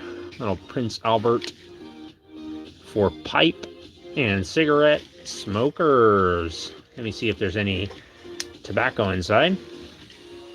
It says open other side. Push up. Oh, cool. Okay. What? Oh, there's something in there. The heck is this? I legitimately haven't opened this. Well, that's cool. It says Prince Albert on the bottom. But yeah, I thought this would be perfect to hold like a little like regulator rectifier or something. It looks like just some empty bags. Little red prairie pump. Huh. The heck is that? I have no idea. But yeah, got that. Throw that in the trash pile. Okay, what's next in the Fang's Garage swap vlog backpack? Let's see. Uh-oh. Any guesses on what this may be? Anyone? Anyone guess what I'm petting? This is very strange. If you do know what it is, Kyle, have you been peeking in Fang's garage in the Swap Vlog backpack? Is that what you've been peeking in, Kyle? Because you are right. It is a troll. It is a little superhero troll, it looks like. Not sure what this troll is doing besides flying through the air. And I'm sure his hair is still styling while he's flying. Let's see here. It says, I believe, Russ on the back. This is China and is a little tiny pin. Isn't that cool? Got this for $1 at the Swap Vlog the other night, or the other day. But yeah, check it out. Little. Yeah, you did for sure get it right.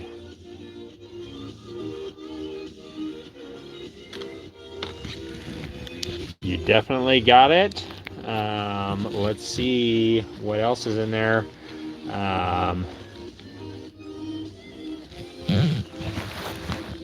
Any guesses on this? What this may be?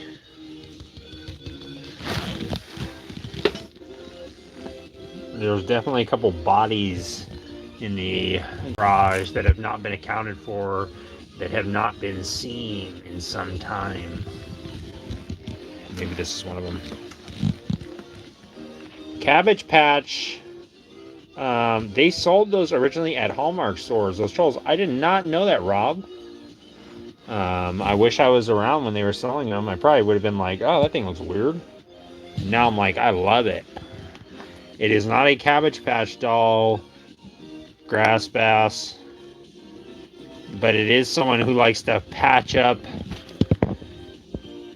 broken situations between friends. It is the, I believe, Crypt Keeper. That is what the guy at the swap meet told me. Sorry guys, I just kind of dropped this here. I'm trying to do this with one hand. Ugh.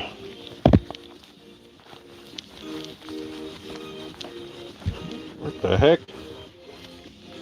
Oh. There we go. Can't fix his hair. There we go. How's that? He's ready to tell some stories. And I'm not sure. I think there's like a little rip in him. There it is right there in the front. Gosh, it had to be in the front, huh? There we go. Yeah, I showed this to my daughter. She was not too thrilled about it. She was sitting there and I went like this to her. And she did not like that. She's only about 3 years old, so she was not too excited when she saw the Crypt Keeper kind of look over at her. So yeah. But there's like a little wooden rod inside of him that I'm just twisting around that is basically connecting his head. But yeah, he's missing like the rest of his clothes, I believe.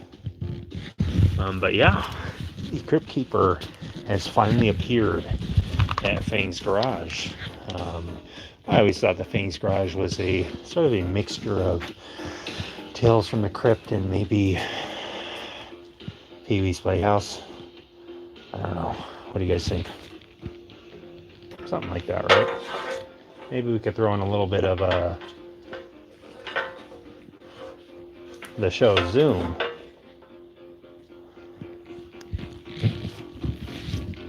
Where they make crafts.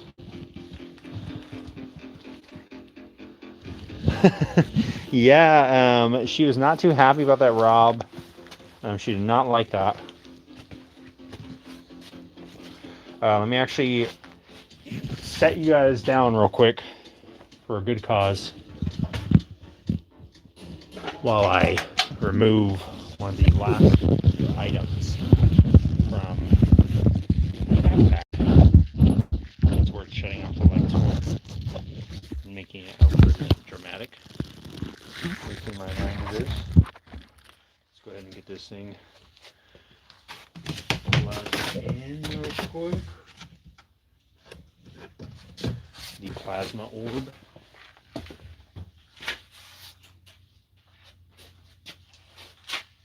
Which, by the way, does does go along with the music, if you do have music playing. So you think you know Wix?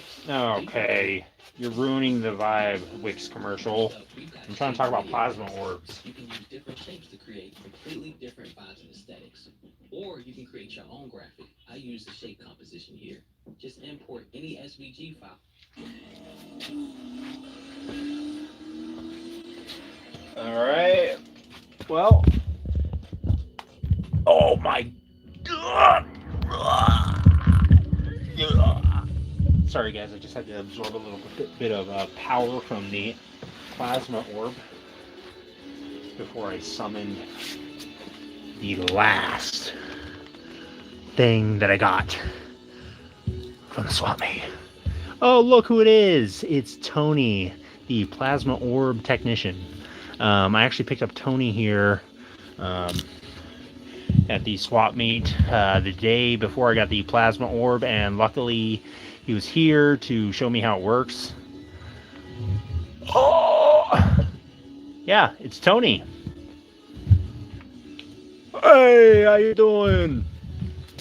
1 second, guys. Tony hates being in the dark.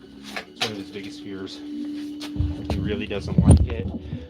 We were playing hide and seek the other day, and I would not come out from the closet, and he refused to come and go in the closet and grab me. And he said, I ain't going in that closet, all right? But yeah, that's the $10 puppet that I got from the swap meet. I named him Tony for now, just because he does look like Tony with a mustache. Kind of reminds me of someone that would work at Rent-A-Center, maybe, where you could rent like a 42-inch flat screen TV. And you could rent it to own it, guys. You don't have to pay anything down. Do you have to pay anything down, Tony? No, nothing down. Just basically have to pay like $20, and that's basically it. We'll take your word for it. So yeah, that's it. Got the plasma orb, $10. Got Tony here, $10. And this plasma orb, it definitely works. I can feel the power coursing through my veins. Every time I touch this, I can kind of see what's going on in another realm. Let me close this, turn this light off real quick so you can see a little bit. But yeah, I can kind of peer into other realms, and if you look closely into it, you can actually see how you will die if you hold on to it for too long, though. That is actually what it will show. It will show this plasma orb exploding, and you will die from that. So it's definitely not something that you want to see when you peer into the plasma orb's retina, but don't be afraid. It's completely normal. Louis or Tony or Carl or Clancy, whatever his name is, he looked into the eyes of the plasma orb here, and he loved it, actually. So this is a Illumistorm brand, and it's pretty cool. It's got intensity and focus knobs right here, so you can do different things with it, different adjustments, and yeah, and you can also play it with just audio. I think that's everything I got from the swap vlog, or from the swap meet. So we got a book, got an old book from my mom, and let's see, oh, I feel something else. Oh yeah, I got this too. Pretty cool. This is a cast iron gargoyle. I'm not sure what it is for, if it's hold like a candle or something, but this is actually, there's a pretty cool story behind this. This was formerly owned by one of the band members from the band Rat. I don't know if you guys have heard of that band Rat, R-A-T-T. He was in the band before they got famous, like I guess right before they got famous. He was in the band, and then I think he left, and then their next album was their big album. And this was his stuff. He passed away recently. I'm not sure of his name, but that's the story that I got from the guy that I purchased this from at the swap meet. I got it for $1, cast iron, pretty cool. But that was in his house. He said that they had all his guitars and everything, and I think his family actually sold all that stuff online already. I'm not sure what his name is though. Ricky Rackman, I'm not positive. I think he did live in San Diego. I think that's pretty much all I know. Or somewhere in Southern California. but that's what he told me, the guy that I bought it from. And I believe him. I've known the guy for quite a while, so he has no real reason to lie to me. Let me show you what these handlebars are like real quick, since I got on that little rabbit trail.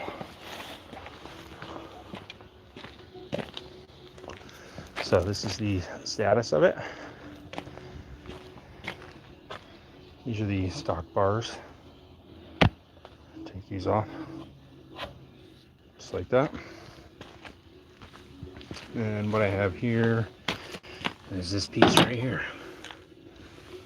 This little adapter piece. And is basically like a set of risers. So this goes on like this. And it slides on like that. This part right here is just for, I'm going to take this off. It's for holding the speedometer on there, but obviously it doesn't have the same speedometer. But now it's got like essentially a little set of risers on it, or a riser, so I can put some handlebars on there and make some 7/8 inch, I'm thinking some Z-bars, some sick little Z-bars on there, something like that. And yeah, just do some sick stuff with it. I also got this. It was a pretty cool idea, I thought.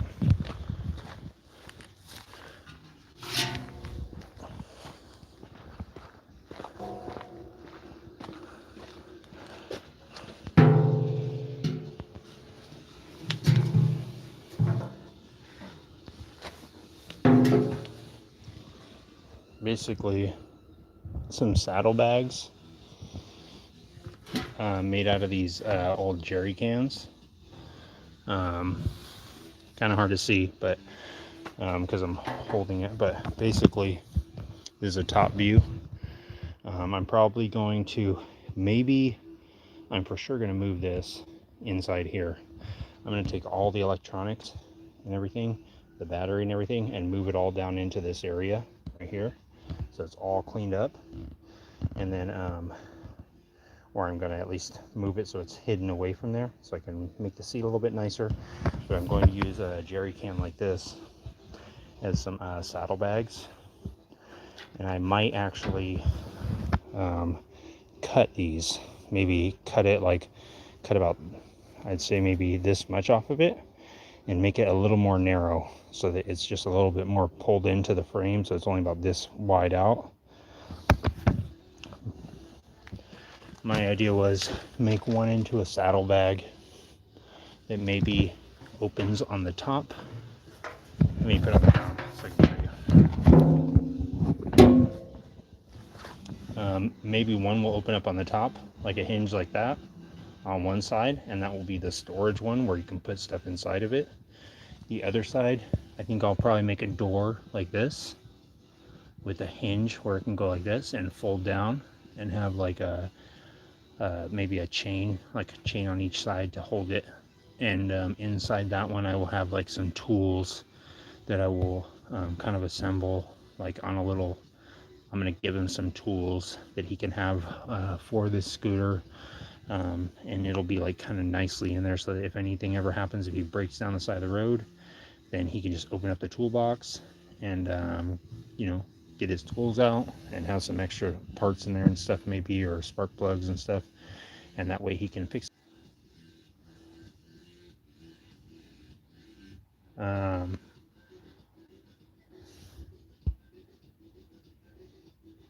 What's up, Jason? How you doing, buddy? I think it'll look pretty cool. I got two of them, and this one's got a pretty cool little locking way that it locks on there, like that. It opens up. I was thinking it'd be cool if I could integrate this into how it actually opens up the saddlebag or something, or the toolbox in some way. I'm not sure. I was kind of thinking of cutting it at the weld right here and trying to make it so that you couldn't even tell that it could open up, and then just maybe making it so if you pull this thing or something and open it like this, you could like reach your hand in there and press a button and release it, and then it'll open like, or something. I don't know. That might be a little too far-fetched, but I like to think as far into it as I could and try and make it as cool as I can. I don't know. I paid $5 for these, and a lot of these parts I'm essentially just going to be giving to my buddy as just a little present for him. So I'm not going to be charging him all this money for all these old jerry cans and stuff. I just hook them up. This, sorry Andres, you're going to pay for this, buddy. This was $32. I'm keeping the receipts. But the other stuff, I'm going to hook you up, buddy. I'm going to hook you right up. But I'm keeping the receipts on that other stuff, man. Don't even think you're getting away with that.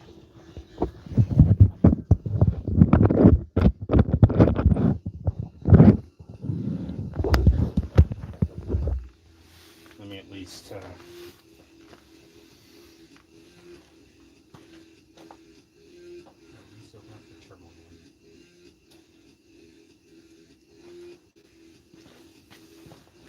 Let me find the bolts for this thing real quick.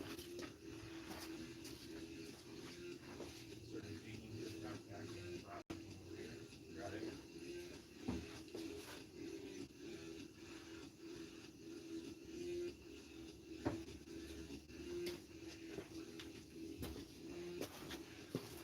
Yeah, I'm not sure what's going on with my mic either. For some reason it keeps like the lights blinking on it. And now you guys are saying the audio is kind of choppy, so I think I need to make something on it. Maybe there's some kind of firmware update or something I don't have.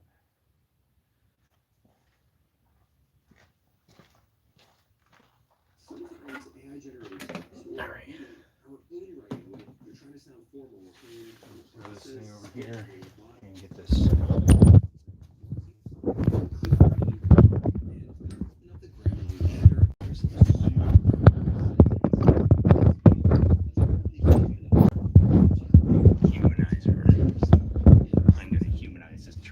Turbo man doll. Sounds like something that's much friendlier, much more natural. By humanize, I mean I'm going to you'd actually want to get it in the hands of a human that wants to play with it.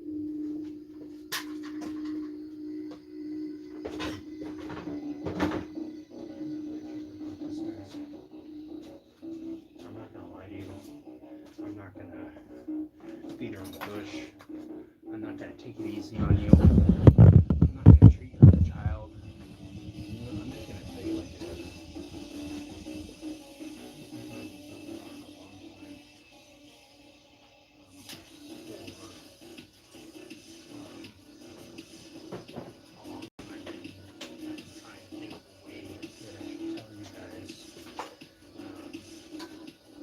On this channel, and I actually, to be honest with you, had debated whether or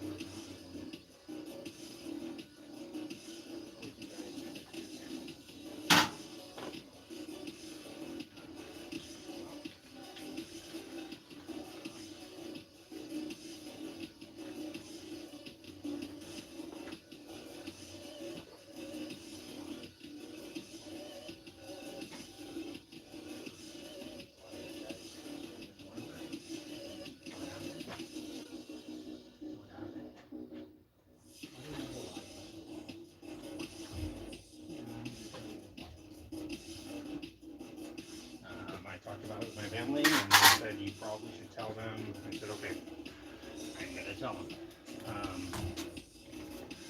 So for the last couple of weeks, I've kind of been isolating myself, kind of deep in thought.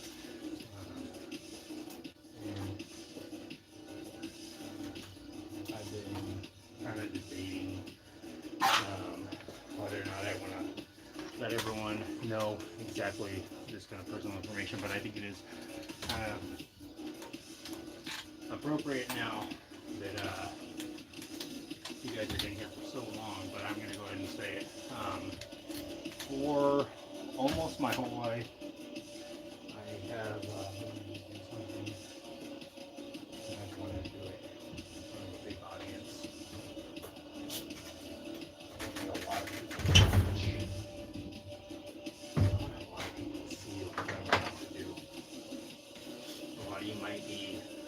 weirded out by this. A lot of you might be kind of set back. You see what I'm about to do, but I've been thinking about this for essentially my whole life, and I really want to see what's going to happen. And so the reason why it wasn't live is because I was struggling with this question of whether or not this is going to be the year that I do it, and I think it is. I think it is going to be the year that I finally open up you guys, and open up the Turbo Man doll. I've had this thing for a couple of years, and I have been wanting to open this, and I was sitting around thinking, should I open it live? And I said, you know what, I think I'm gonna have to. And that's what I'm gonna do with the Crypt Keeper laying in his new bed, with Gizmo and Courtney here assisting me, and the Big Mouth Billy Bass nearby. Actually, I'll put a Crypt Keeper in there, just so that you can watch. This is the newest edition. We're here with all of your favorite toys, and we're about to open up the Turbo Man doll, finally. Courtney's excited, I know that. She actually wanted to sit up out of her chair finally. Let's see what it looks like. Collapsible tier toil box or dinner tray tool. Let's open it.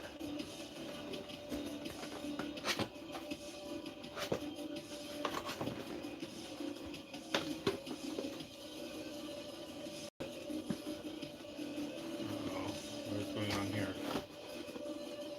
I have to do some cutting with the tape. This is actually the most horrible area I could be doing it in. Let me move this whole operation over here. This is ridiculous. Why did I have set up on the top of the motorcycle with the model train on it? Crazy. This needs a more precision cut, I think. I don't know why I'm touching it, but it needs a more precision touch. Put it in a more precision area. More surgical state. Candy cane, check. Control, check. Prince Albert tobacco, check. Brake pad, check. Gargle, check. Plasma orb, check. Ninja Turtle toy, check.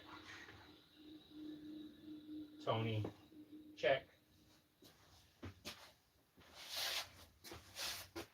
Turbo Man. What is TubeBuddy? Let's break it down fast. TubeBuddy is used by over 14 million TubeBuddy creators is to a optimize, tube grow, software and manage their where we YouTube inject channels. It's tubes a in your browser retinas. extension Then designed you to can see time, nothing but give you tubes. views, and supercharge your content. Ever wondered if changing your thumbnail or title could get you more clicks? Lights. With TubeBuddy's Check. A/B testing, you don't have to guess. You can test different versions and see Test exactly different what works versions best. of tubes and then in your there's retinas. ClickMagnet, which analyzes your videos and gives you One of the most recommendations. intense on how things to I have boost ever engagement. heard is when my buddy had to get steroids injected into his eyeballs. That was legitimately one of the most insane things. I was like, are you freaking kidding me? Like, why do they even... I would have said just, alright, I don't need the eye anymore. I don't need to see. Got a needle in his eye. That is hardcore. Let's open up and see what it's really all about. It's some time of year, folks. It's Christmas time.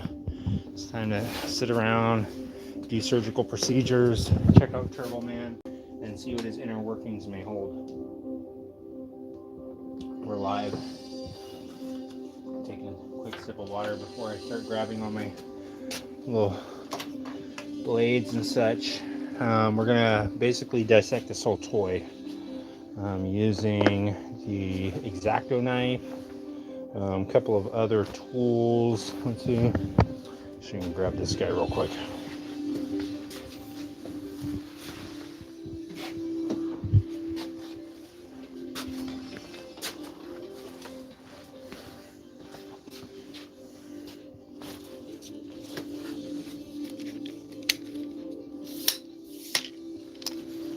Set this up.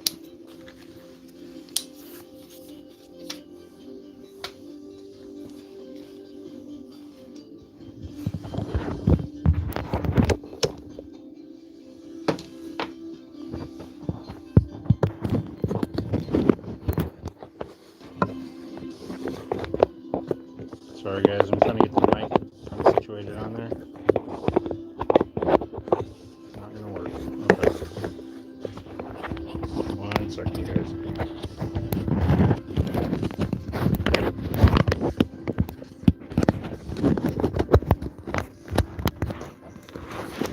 Okay. It's all semi-situated.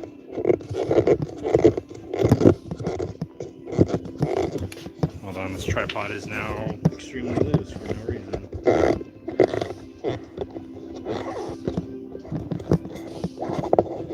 One second, guys, gotta spin this around. Alright, got it. Let's open this up.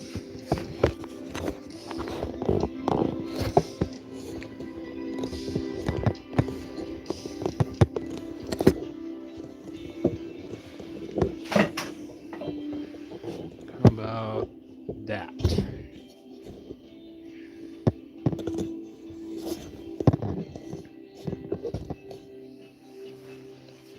Okay, like this, like that, like this, and like this. All right, let's open this thing up. See what it holds. This is the Turbo Man doll.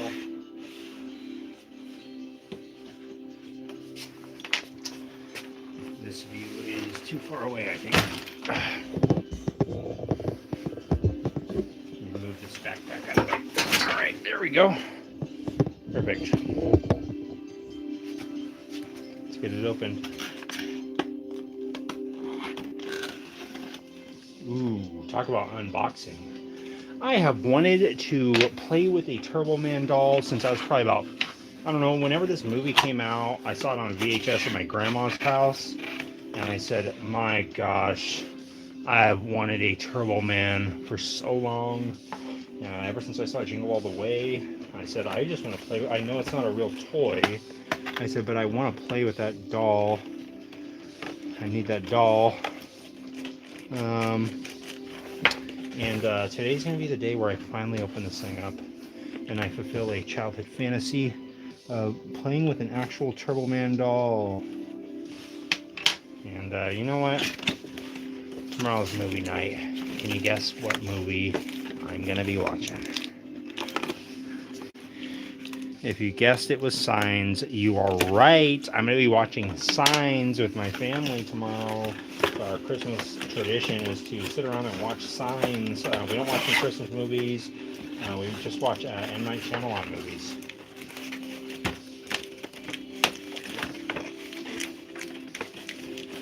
Appears to be kind of stuck inside the box, and I definitely don't want to damage this box. There we go. Not sure if this is the bilingual one.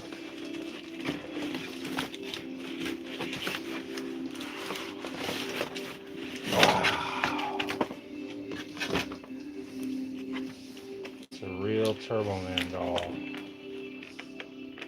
Dang. Can you believe it? It doesn't work. Take it out. I'm going to have to obviously keep all these little pieces of cardboard and everything, so I am going to be very careful with this because the box to me is just as valuable.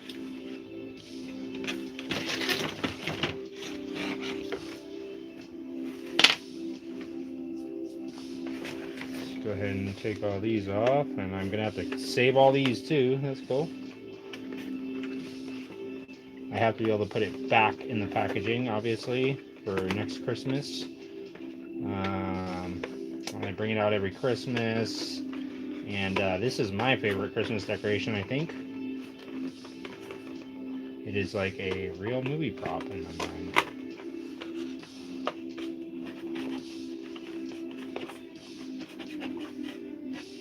This This is my kind of unboxing, guys. Even Santa Claus has his favorite toys, and he's going to keep this one this year. This is not going out to any of the good little girls or boys. This is for Santa Claus here. Real live Turbo Man dog. I'm going to hold it in my hand, just like the movie. This is a pretty significant moment in my life. And you guys are about to see it live.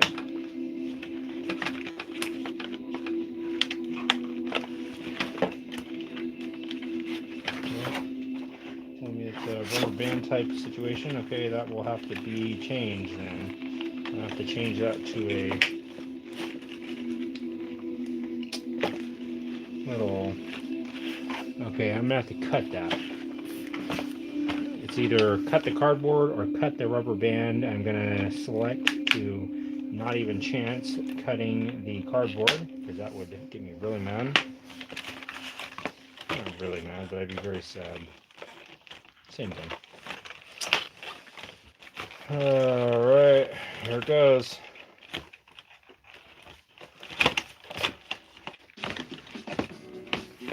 Nope. Definitely not going to have a commercial on in the background whenever I do this for the first time ever. Something I've been dreaming of for the last 30 years.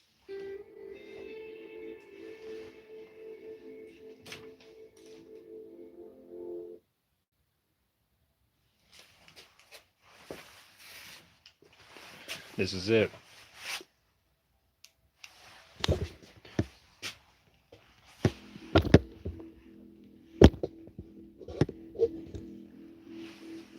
I'm about to take this thing out of the package and hold it in my hand.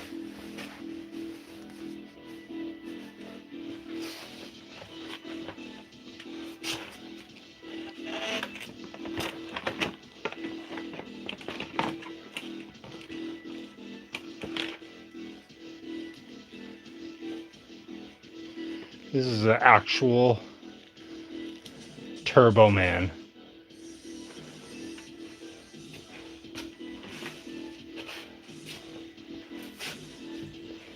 Look at this.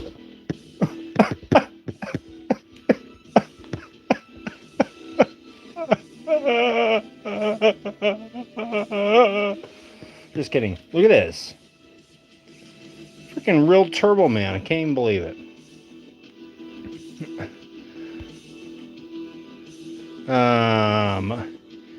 You the only ones. So don't wait too long if you want to open something. You're right. I did not wait too long, Rob. Rob Mack, I am not sure what happened to your dog. But I'm sure that if your dog was here, Rob, if little Murphy was here to witness this, he'd be very excited to see that the Turbo Man is finally out of the packaging. I don't really want to take his jet pack out. I don't really want to do it. I really don't want to do it. If I take that jet pack out, how am I going to get it back in there? And I will be very disappointed. I will put batteries in it, however.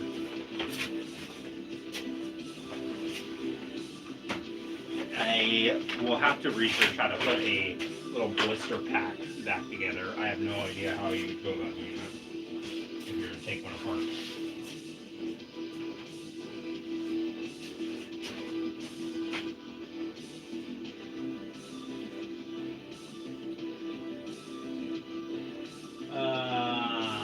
Opening it ruined its collector value for a Nacio Dio. I'm glad you're back, buddy. I remember you. You're right, it does ruin the collector's value.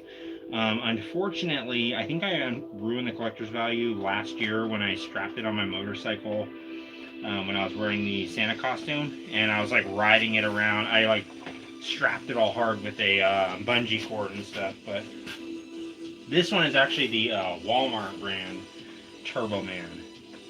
It is not like a some sort of real collectible one. It's just the Walmart brand one. But I did not know they even made a Walmart brand one for a long time until it was like out for a while, and I was like, no freaking way, make a real Turbo Man now. And then I happened to find one at the Swap Meet for really cheap. I think I paid $10 for this, and I was like, oh my gosh, this is so sick. That was before I even started doing the swap logs. But yeah, you're right, Renacio. I have ruined the collector's value. But you know what? Look at this. Oh my gosh. Beware of evildoers. Beware of evildoers. Let me put the mic on him. You can always count on me. Dang! You hear what he said? Renacio, listen. Beware of evildoers. Dang, you have to beware of evildoers. I'm not sure why his things don't light up. Now I kind of want to take the jetpack out.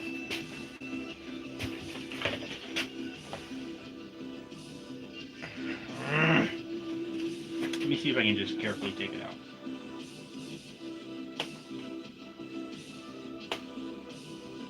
There's no going back from this. Maybe what I can do is take it out from like one side, open one side of it and sneak it out. And then I'll just like reseal that side. I really want to see him with the jetpack on.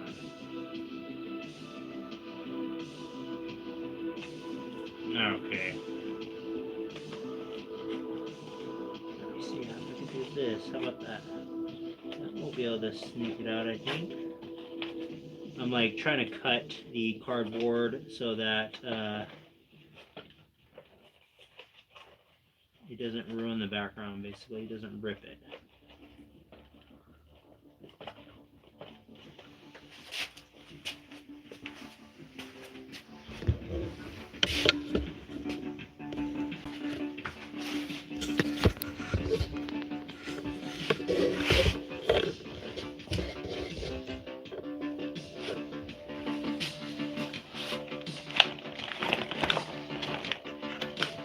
So I'm basically just trying to get the blade back behind there so that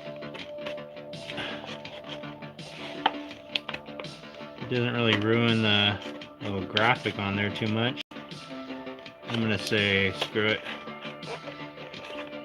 Like I've wanted to open this since I got it probably about 4 years ago, I think. So tonight's the night. Just gotta be careful with it. A little more careful, how about that?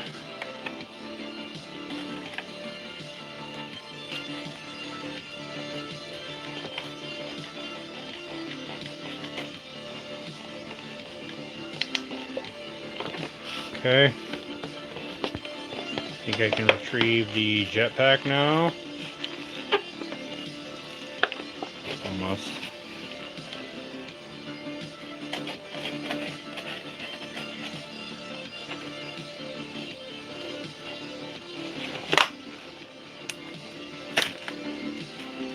Alright.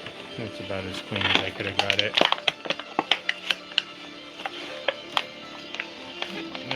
Okay.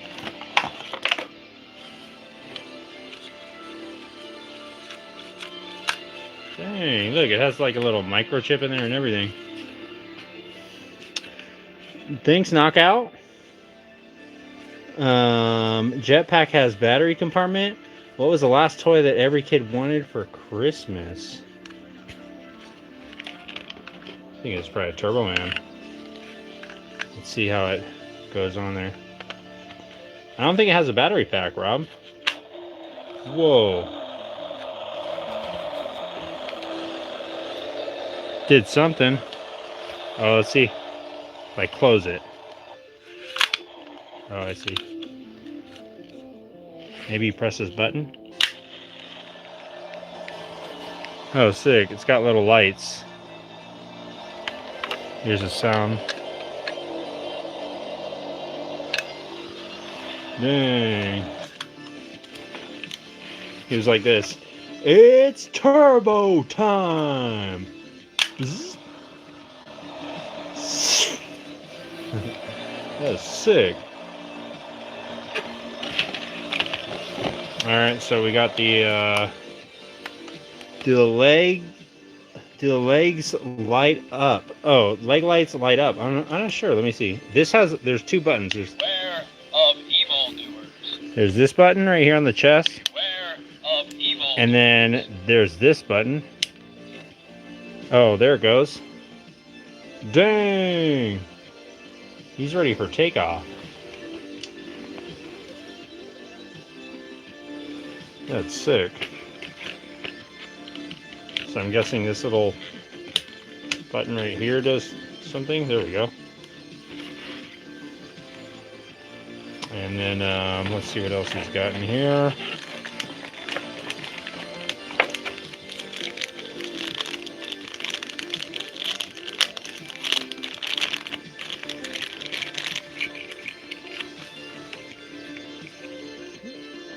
He's got the little discs, I think. Whoa, that was weird. Felt like my entire vision just shifted. Like I was looking through a filter this whole time and it just got moved or something. That was strange. Or like there was some sort of very small earthquake or something. That was weird.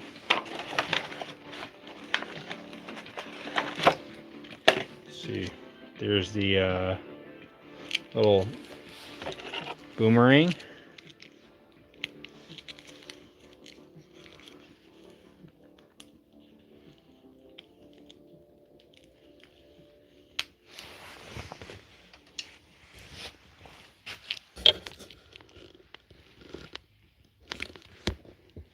Okay, if there's one AI side builder you need to meet, this is dope tech from Liz. Now this whole flow is a conversation, so your words actually build your website. I'm going for a... Oops.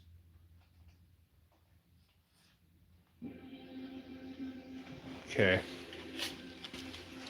Get this thing opened up real quick.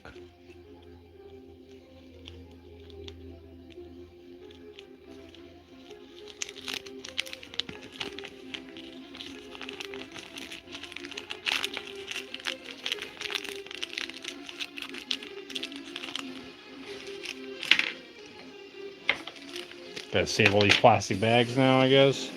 Oh, dang. It's on now.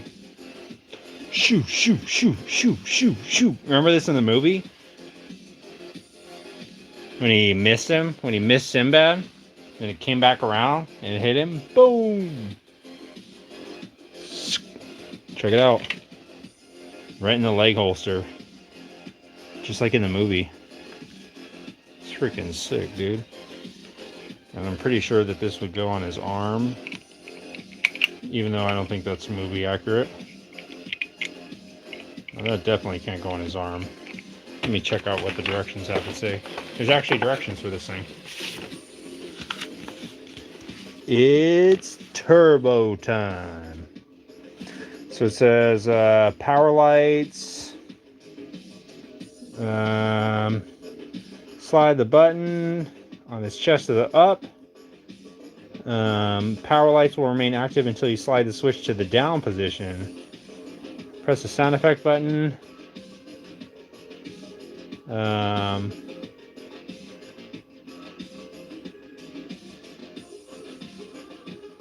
It says you can activate. It says this is shown in figure 4.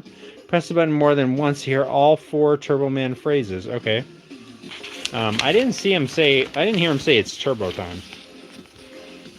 So the disc launcher, okay, does go on his arm. If that is the case, I hope it fits up a little bit better than it did when I was trying to fit it up. Let's see. I would guess maybe it only goes on this arm. Oh, maybe it goes way higher up on his arm.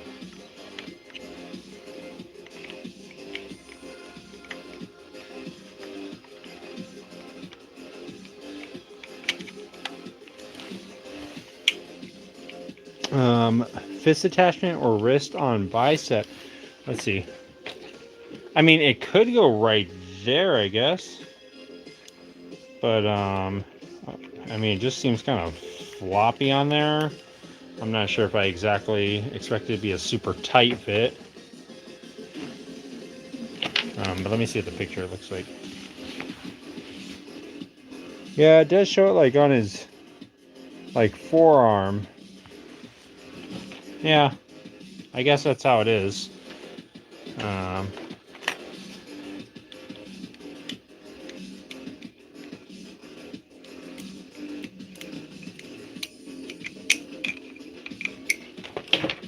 See, this thing is, maybe I put it in there upside down? There. Oh yeah, I did.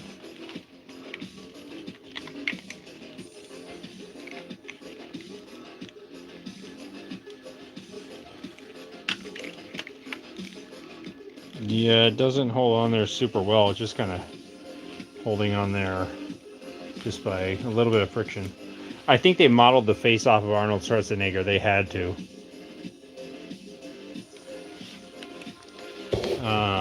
But yeah, let's try it out. Sorry, Gizmo, you're gonna have to be a little test pilot for the. Or actually, you know what? We could use this little Teenage Mutant Ninja Turtle goon here. Got I don't know if this is Bebop or Rocksteady. I can't remember which one it is. We got him here, and he is going to go ahead and be the test subject for the Turbo Man disc launcher. Let's try it out and see. Super glue it? Ain't no way I'm gonna super glue it.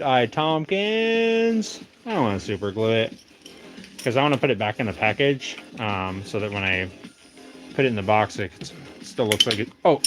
I accidentally shot it right at him. When I put it back in the box, I want it to look just like it was in the movie. Even though it doesn't look like it because in the movie it didn't say have a little Walmart sticker on it. Let me try it again. Try the Turbo Man disc launcher. Oh, completely missed on that one. Try this. Alright, it's turbo time. Nope, this guy is really strong, guys. Turbo Man is calling in for reinforcements because this guy is impervious to the Turbo Man disc launcher.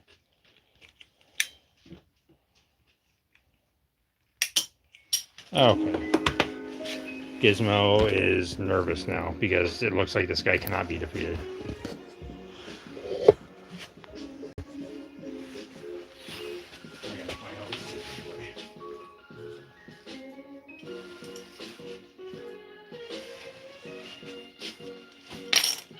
Cool. Well, Beware of evildoers. You can always count on me. Beware of it evil. doesn't sound like he has 4 things. It sounds like he only has 2. 2 phrases. And this thing is extremely hard to get your finger in there. There we go. Check this out, though. It's turbo time!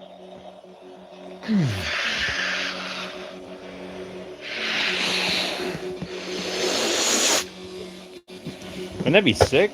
If you actually had a jetpack like that, I would love it. I'm pretty sure I'd quit my job. I know that. I wouldn't be sitting around working. I'd be like, nope, sorry. There ain't no way I'm making a single... I'm not making a single more Chipotle burrito, okay? I am done. I am not working anymore. I got a freaking jetpack. Are you kidding me? I'm not freaking working here anymore. It's ridiculous. I can freaking fly. Why do I need to freaking make another freaking steak bowl? I can't stand these dang steak bowls anymore. Alright? I can't take it. Enough with the freaking Chipotle burritos, alright? I know they're expensive. I'm aware that they've raised the prices. Alright guys, well, you saw it here first. It's official. Turbo Man is out of the box. You know, Fang, at 50 years old, I do the same thing. That's Bebop. I came across one this past weekend. Oh, nice.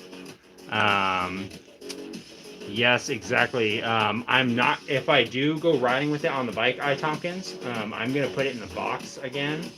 I'm going to put it back in the box so it doesn't get all jacked up. Thanks, Grass Bass. I got the beard dreads. I actually shampooed it today finally because I decided, you know what, I'm going to cut my hair. I haven't cut my hair in a while, so getting a little bit antsy with it. Had to clean up. I thought, you know what, I might as well shampoo the beard. Thanks for the kind words, Grass Bass. All right, guys, it's almost that time of the year. It's almost that day. These aren't toys, these are cast members now, and we are live yet again. You saw the pit bike, it's pretty much done, so that's a good sign. The Vulcan is going to be next. The Vulcan is going to get exactly what it deserves. And by what it deserves, I mean it is going to be repaired, it is going to be running, it is going to be riding, and it is going to be living in the wind. Okay? So that's what I'm going to do next. On the next live. Will there be a live tomorrow? I'm not sure. Because you know what? Now that I have the Turbo Man all lit up and ready to fly around and do all the Turbo Man things that Turbo Man does, I think I want to watch Jingle All the Way tomorrow. So, I don't know. Maybe I will. Maybe I'll take out I'll play with this the whole time. And I'll be like, look, I have the little boomerang too.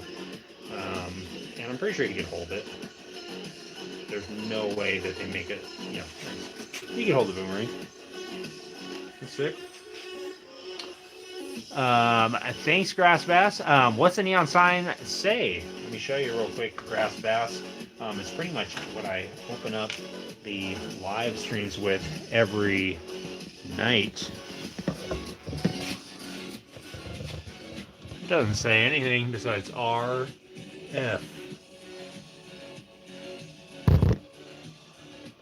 This is one of the coolest gifts I've ever gotten for Christmas.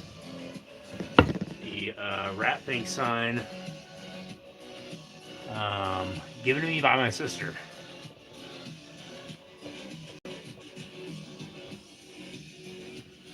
And pretty cool. Nice. For sure. I got some Indian Larry books. I actually got a... You said Indian Larry? Look at that. Right there. You said Indian Larry? Name something else, Grass Bass. Chopper magazines. You said Chopper magazines? You mean these Chopper magazines, Grass Bass? You want to see these? These are something cool. Grass Bass. Check it out. You said an item. I knew exactly what was in the garage. And I will show you. This is something unique that I haven't actually shown off yet. Meet Base 44, a complete AI creation platform made for anyone with an idea. You ruined one of them, I think. To bring it to life. Actually. Describe what you want and watch it take shape. You can plan, customize, and expand in any direction. From tools built for one to tools ready for many. From passion projects to enterprise-grade systems. Let me switch this out real quick. It's a new world of creation where you can go as far as your imagination takes you. You said Chopper magazine. Reality. I said coming up. And check it out. It is a Custom Spirits Daytona Volume 1 Best 20 Customs Japanese Chopper magazine. And this is actually the front. Of course, you open it this way. A normal Chopper magazine, I believe, is opened this way with a binding right here. But this is a Japanese Chopper magazine, so you read it this way. And it's got Lovers HD. So, Strap in. Dang. Chopper culture. Where do you think he is now? He's probably getting ready to put on a Santa costume and go deliver a panhead. The deal for real. I never remind you you're lazy. I remind you that you're motivated, and all you need to do is just get moving a little. As soon as you started cleaning out your car, everything started falling into place. Check out this Harley Davidson. Look at that Sportster. You ever seen a Sportster that sick? You haven't seen one stateside that sick, I don't think. These are authentic. If you guys can read Japanese, you're loving this right now. But this is packed full of sick content that I'm going to have to scan at some point and share with you guys up close and personal so you can pause it and look at it and be like, whoa, check out that freaking air cleaner, dude. On that cone Evo. Cone Evo. Is there any other kind of Evo? Look at that. Whoa, let's order one. I need one of those. Oh, I'll take one of those. Marlboro, IndyCar. Let's see what else. What is this? What the heck is that? Let's see. I'm gonna place an order. If you guys do want to chip in and order something, I'm gonna place an order and maybe we can do like combined shipping. Oops, can't show that. Oopsie. But yeah, this is where they're located. I'm not sure where that is. But yeah, if you guys want to chip in on shipping, I was thinking we could just do a combined order and then just meet up somewhere. Check out that little sick, looks like a Virago 250 or something. That thing is sick. Look at these little mini choppers. Those ones, look at that. Sweet. Ooh, what the heck is this? Look at that thing. Oh my goodness. But yeah, you said Chopper Magazine. I said, heck yeah, dude. I got one right here. And I have a huge stack of these. I haven't even looked at them. I haven't even so much as glanced at them. But now I have, thanks to you. And thanks to this guy right here. He is clearly the champion of the hot tattoo show.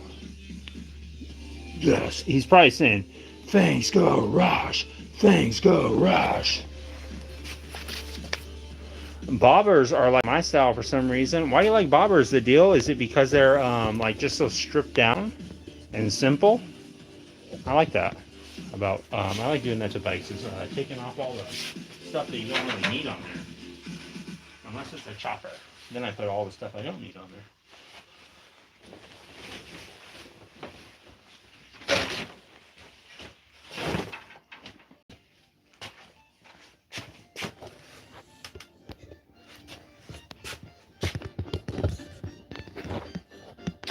All right, guys. Well, me and Courtney here, we have a meeting tonight with some head execs for a new cream corn business that we are going to be opening up. It's a cream corn type of cheese whiz. But the only thing is, it is not edible. It's for display use only.